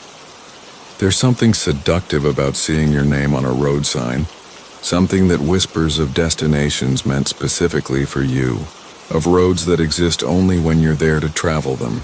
Tonight, driving through a rainstorm in eastern Colorado, I see it again. The windshield wipers beat a steady rhythm against the downpour, and my headlights catch the rain-slick surface of the now familiar sign. Marcus Valley Road, it reads, with that same arrow pointing into the darkness beyond the guardrail. But this time something is different. This time there's another truck parked on the shoulder just past the exit, its hazard lights blinking orange through the rain. I ease my rig to a stop behind the other truck, a blue Kenworth with California plates, and switch on my own flashers. The rain drums against my windshield as I reach for my CB radio, intending to check on the other driver's situation. But before I can key the microphone, my door handle rattles and I turn to see a figure in a rain slicker standing beside my cab. Through the water-streaked window, I can make out a face I almost recognize, features that seem familiar in a way that makes my stomach tighten with unease. The figure gestures toward the exit sign, then points to the Kenworth ahead of me. In the intermittent flash of the hazard lights, I can see that the other truck's name placard reads, William Henderson, Independent Owner-Operator. The figure in the rain slicker taps on my window again, more insistently this time, and when I look back at the exit sign, it no longer reads Marcus Valley Road. Now it simply says Marca, and below that, in smaller letters, next services unknown miles. I gun the engine and pull back onto the highway, leaving the figure and the other truck behind in my mirrors. The rain seems to follow me for the next 100 miles, as if the storm is tethered to something I can't escape. When I finally stop at a well-lit truck stop and check my logbook, I realize I've lost 3 hours somewhere in the Colorado darkness. 3 hours I can't account for between leaving that impossible exit and arriving at the safety of fluorescent lights and other drivers. The exit still appears, usually when I least expect it, materializing out of fog or darkness or the shimmer of heat rising from summer asphalt. The echo in cab 47. From Marcus. The thing about driving long haul is that you get used to being alone with your thoughts, the steady thrum of diesel beneath you, and the endless ribbon of asphalt that unrolls in your headlights like a promise you're never quite sure you want to keep. I've been pulling freight across the lower 48 for going on 15 years now, and in all that time I thought I'd seen just about everything the road could throw at me. Bad weather, worse drivers, breakdowns in places where cell towers are just a rumor, and passengers who made me wish I'd stuck to solo runs. But nothing, and I mean nothing, prepared me for what happened on that foggy October night outside of Bakersfield. I was running behind schedule, which isn't unusual, but the dispatcher had been writing me hard about a delivery that absolutely had to make it to Phoenix by dawn. The freight was some kind of medical equipment, the kind that comes with extra paperwork and insurance forms that make your eyes water just looking at them. The fog had been building for the last 50 miles, rolling in thick and gray like cotton batting soaked in ghost stories, and my CB had been crackling with warnings from other drivers about accidents and delays ahead. That's when I saw him standing there at the truck stop just outside of Buttonwillow, thumb out, duffel bag at his feet, looking like every other stranded traveler I'd picked up over the years. He was maybe 30, clean-shaven, wearing a flannel shirt that had seen better days and jeans that looked like they'd been lived in for a while. Nothing remarkable about him except for his eyes, which seemed a little too bright in the sodium vapor lights of the parking lot, and the way he smiled when I pulled over, like he'd been expecting me specifically. I rolled down the passenger window and asked him how far he was going. Phoenix, he said, same as me, and his voice had that flat, neutral quality that some folks have when they're trying real hard not to sound like they're from anywhere in particular. I told him to climb aboard, figuring the company might help keep me alert through the worst of the fog.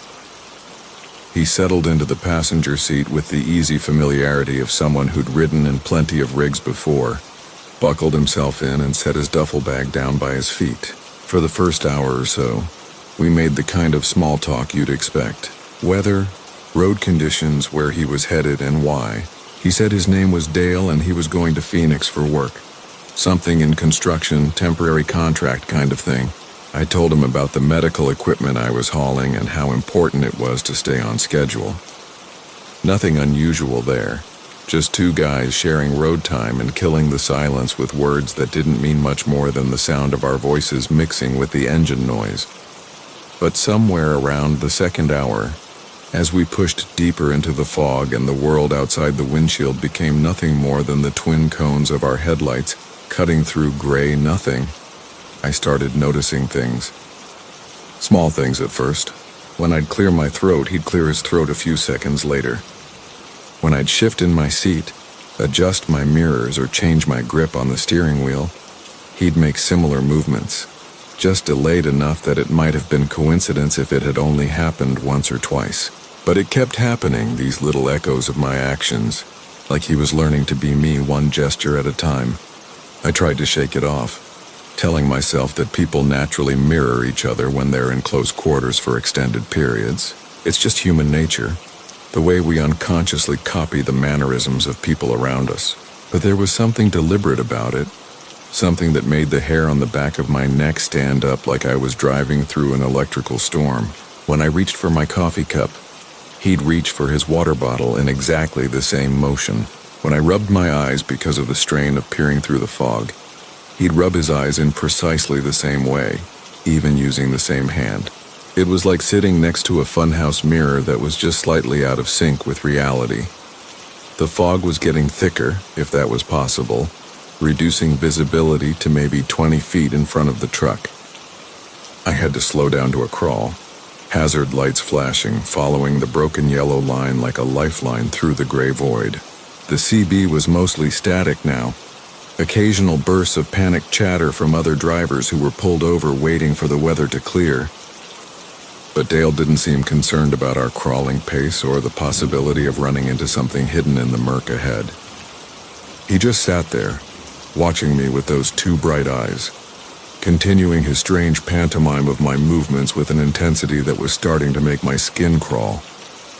Then he started copying my words, not immediately, not like an echo or someone making fun.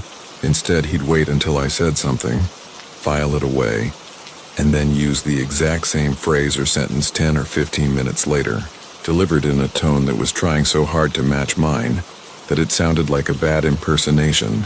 When I commented on how thick the fog was getting, he repeated the observation word for word a quarter hour later, as if it was his own original thought. When I mentioned that we should probably find a place to pull over and wait it out, he suggested the same thing in my exact words, but with an inflection that was just wrong enough to sound like someone doing a poor impression of my voice. I started testing him, making random comments just to see what he'd do with them. I mentioned being hungry, and sure enough, 20 minutes later, he used my exact words to express the same sentiment. I complained about a song on the radio, and later he complained about a different song using the identical phrasing and tone. It was like he was building a catalog of my expressions, my mannerisms, my way of speaking, storing them all up for some purpose I couldn't begin to understand. Every time I glanced over at him, he was studying me with those unnaturally bright eyes, watching the way I moved my hands, the way I held my head, the expressions that crossed my face as I concentrated on keeping us on the road through the soup-thick fog. The really unnerving part was how good he was getting at it. By the third hour, his imitations were becoming more precise, more natural. When he repeated something I'd said, it was starting to sound less like mimicry and more like hearing a recording of myself played back with just enough distortion to make me question whether those were really my words coming out of his mouth. He was even picking up my speech patterns, the way I'd pause mid-sentence sometimes when I was thinking, the slight drawl that creeps into my voice when I'm tired. It was like watching someone become me in real time, one borrowed gesture and stolen phrase at a time. That's when I noticed something that made my blood turn to ice water in my veins. While we'd been crawling through the fog, I'd been unconsciously drumming my fingers on the steering wheel in a specific rhythm, something I'd done for years without even thinking about it. 4 taps with my index finger, 2 with my middle finger, pause, repeat. It was a nervous habit I'd picked up somewhere along the way, meaningless and automatic. But Dale had noticed it, and now he was tapping the same rhythm on his knee, perfectly synchronized with my drumming, like he was conducting along to music only he could hear. I stopped drumming. He stopped tapping. I started again with a different rhythm. He followed suit immediately, matching me beat for beat. I tried varying the tempo, making it irregular, but he stayed with me every step of the way, his fingers moving in perfect harmony with mine. It wasn't just mimicry anymore. It was like he was somehow connected to my nervous system, feeling the impulses before they reached my fingers, anticipating my movements with an accuracy that defied explanation. The fog was starting to thin slightly, and I could make out the ghostly shapes of other vehicles pulled over on the shoulder, hazard lights blinking like fireflies in the gray gloom. I was thinking about joining them, finding a safe place to wait until visibility improved, when Dale spoke up in a voice that was so perfectly identical to mine that for a moment I thought I was hearing my own thoughts spoken aloud. "We should keep going," he said. And it was my voice, my exact inflection, my way of emphasizing words, but coming from his mouth. The delivery is too important to delay. Those were my thoughts, my concerns, but I hadn't spoken them. It was like he'd reached into my head and pulled out the words before I could say them myself. I looked over at him, and for the first time since he'd gotten in the truck, he wasn't watching me. Instead, he was staring straight ahead through the windshield, and in the green glow of the dashboard lights, his face looked different somehow.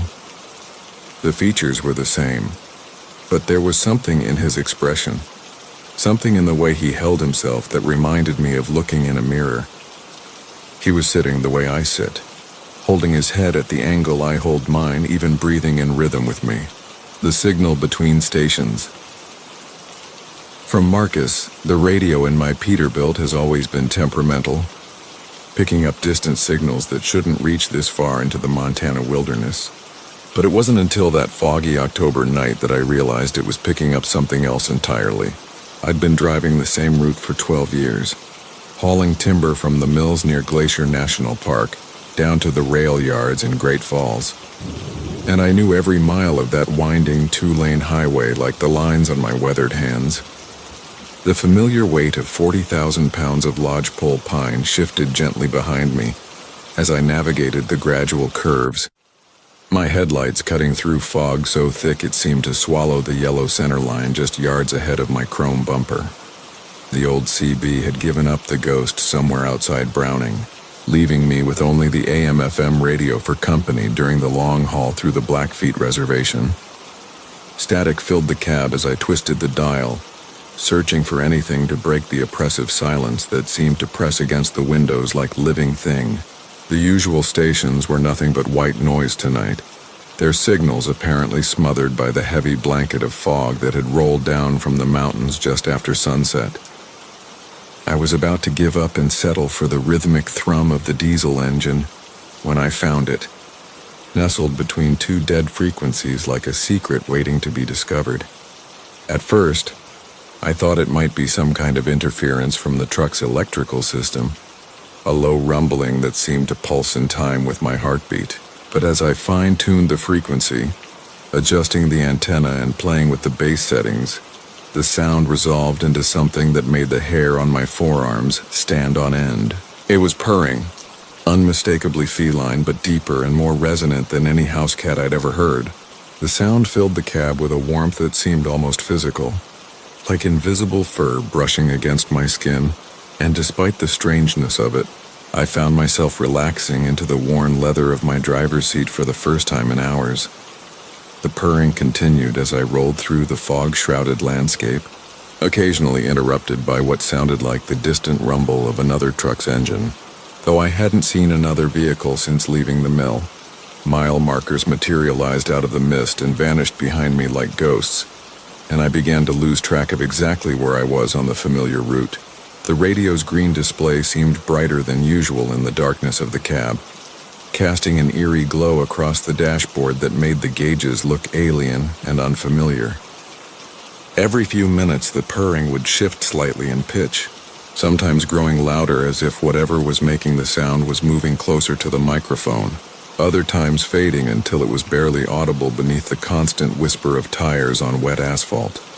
I tried switching to other stations, but they were all dead air now, not even static, just an empty silence that felt somehow wrong. When I returned to the purring frequency, the sound was clearer than ever, and I could swear I heard something else underneath it, a low murmuring that might have been a human voice speaking words in a language I couldn't identify. The fog outside seemed to be getting thicker, reducing my visibility to perhaps 20 feet beyond the hood, and I found myself driving more by instinct than sight, following the barely visible edge of the road while the mysterious radio signal filled my ears with its hypnotic rhythm. That's when I noticed the other trucks. They appeared gradually in my mirrors, their headlights dim yellow smudges in the fog, keeping pace with me despite my steady 65 miles per hour. At first I assumed it was just coincidence, other drivers making late-night runs through the mountains. But as the minutes passed, I realized they were maintaining perfect formation around me, one behind and slightly to the left, another off my right side, just visible in the passenger mirror. Their running lights were wrong somehow, too dim and too yellow, like old incandescent bulbs rather than the bright LEDs that most modern rigs carried, and I couldn't make out any details of the trucks themselves through the swirling mist. The purring from the radio grew louder, more insistent. and now I was certain there were voices mixed in with it, speaking in hushed tones that seemed to echo from somewhere far away. I reached for the volume knob to turn it down, but my hand stopped halfway there, frozen by something in those whispered words that I almost but not quite understood. They seemed to be calling my name or something very like it. Marcus becoming Marcus becoming Marquis. The syllables stretched and distorted until they sounded like an entirely different language altogether. The other trucks had multiplied now, their ghostly headlights visible through every window, and I realized with growing alarm that I was completely surrounded by a convoy of phantom vehicles that made no sound beyond what came through my radio speakers. I pressed harder on the accelerator, trying to break free from whatever formation we'd fallen into, but the speedometer needle remained stubbornly fixed at 65, despite the growling protest of the engine. The trucks around me maintained their positions effortlessly, as if we were all connected by invisible cables, and the purring from the radio transformed into something deeper and more menacing, like the rumble of a massive cat preparing to strike. The fog began to thin slightly, revealing that the landscape outside had changed completely from the familiar pine forests and rolling hills I knew so well. Rocky cliffs loomed on both sides of the road, their surfaces carved with symbols that seemed to writhe and shift in the amber glow of my running lights, and the asphalt beneath my wheels had become something darker, more like polished stone than modern pavement.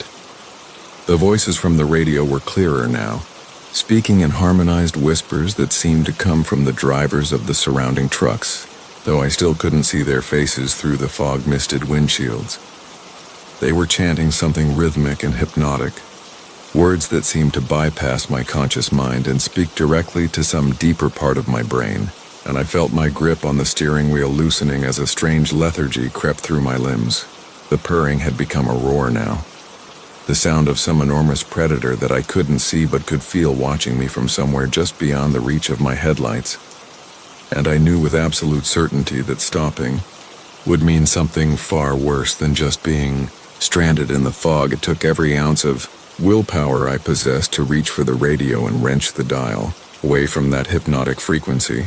But the moment I did, the world exploded back into familiar reality. The phantom convoy vanished as if it had never existed, leaving me alone on the empty highway with nothing but the distant lights of Great Falls glowing through the rapidly clearing fog. My speedometer showed I was doing nearly 90 miles per hour, though I had no memory of accelerating, and my knuckles were white from gripping the steering wheel with desperate intensity. The radio hissed with static for a moment, before picking up a late-night country station out of Billings, the DJ's cheerful voice a welcome anchor to the mundane world I'd somehow returned to. I made the rest of the drive in silence. The radio turned off and my eyes fixed firmly on the road ahead, but I couldn't shake the feeling that something had followed me back from whatever place I'd been. Even now, weeks later, I sometimes catch glimpses of those dim yellow headlights in my mirrors during night runs, always staying just far enough back to remain indistinct. And every time I pass through that stretch of highway where the fog was thickest, my radio picks up a faint signal between the stations, so quiet I might be imagining it, but unmistakably there nonetheless. It's waiting for me to tune in again, that gentle purring that promises warmth and companionship during the long, lonely hours of the night. But I've learned to keep my hands firmly on the wheel and my eyes on the road ahead, because some signals are meant to lead you somewhere you'll never find your way back from.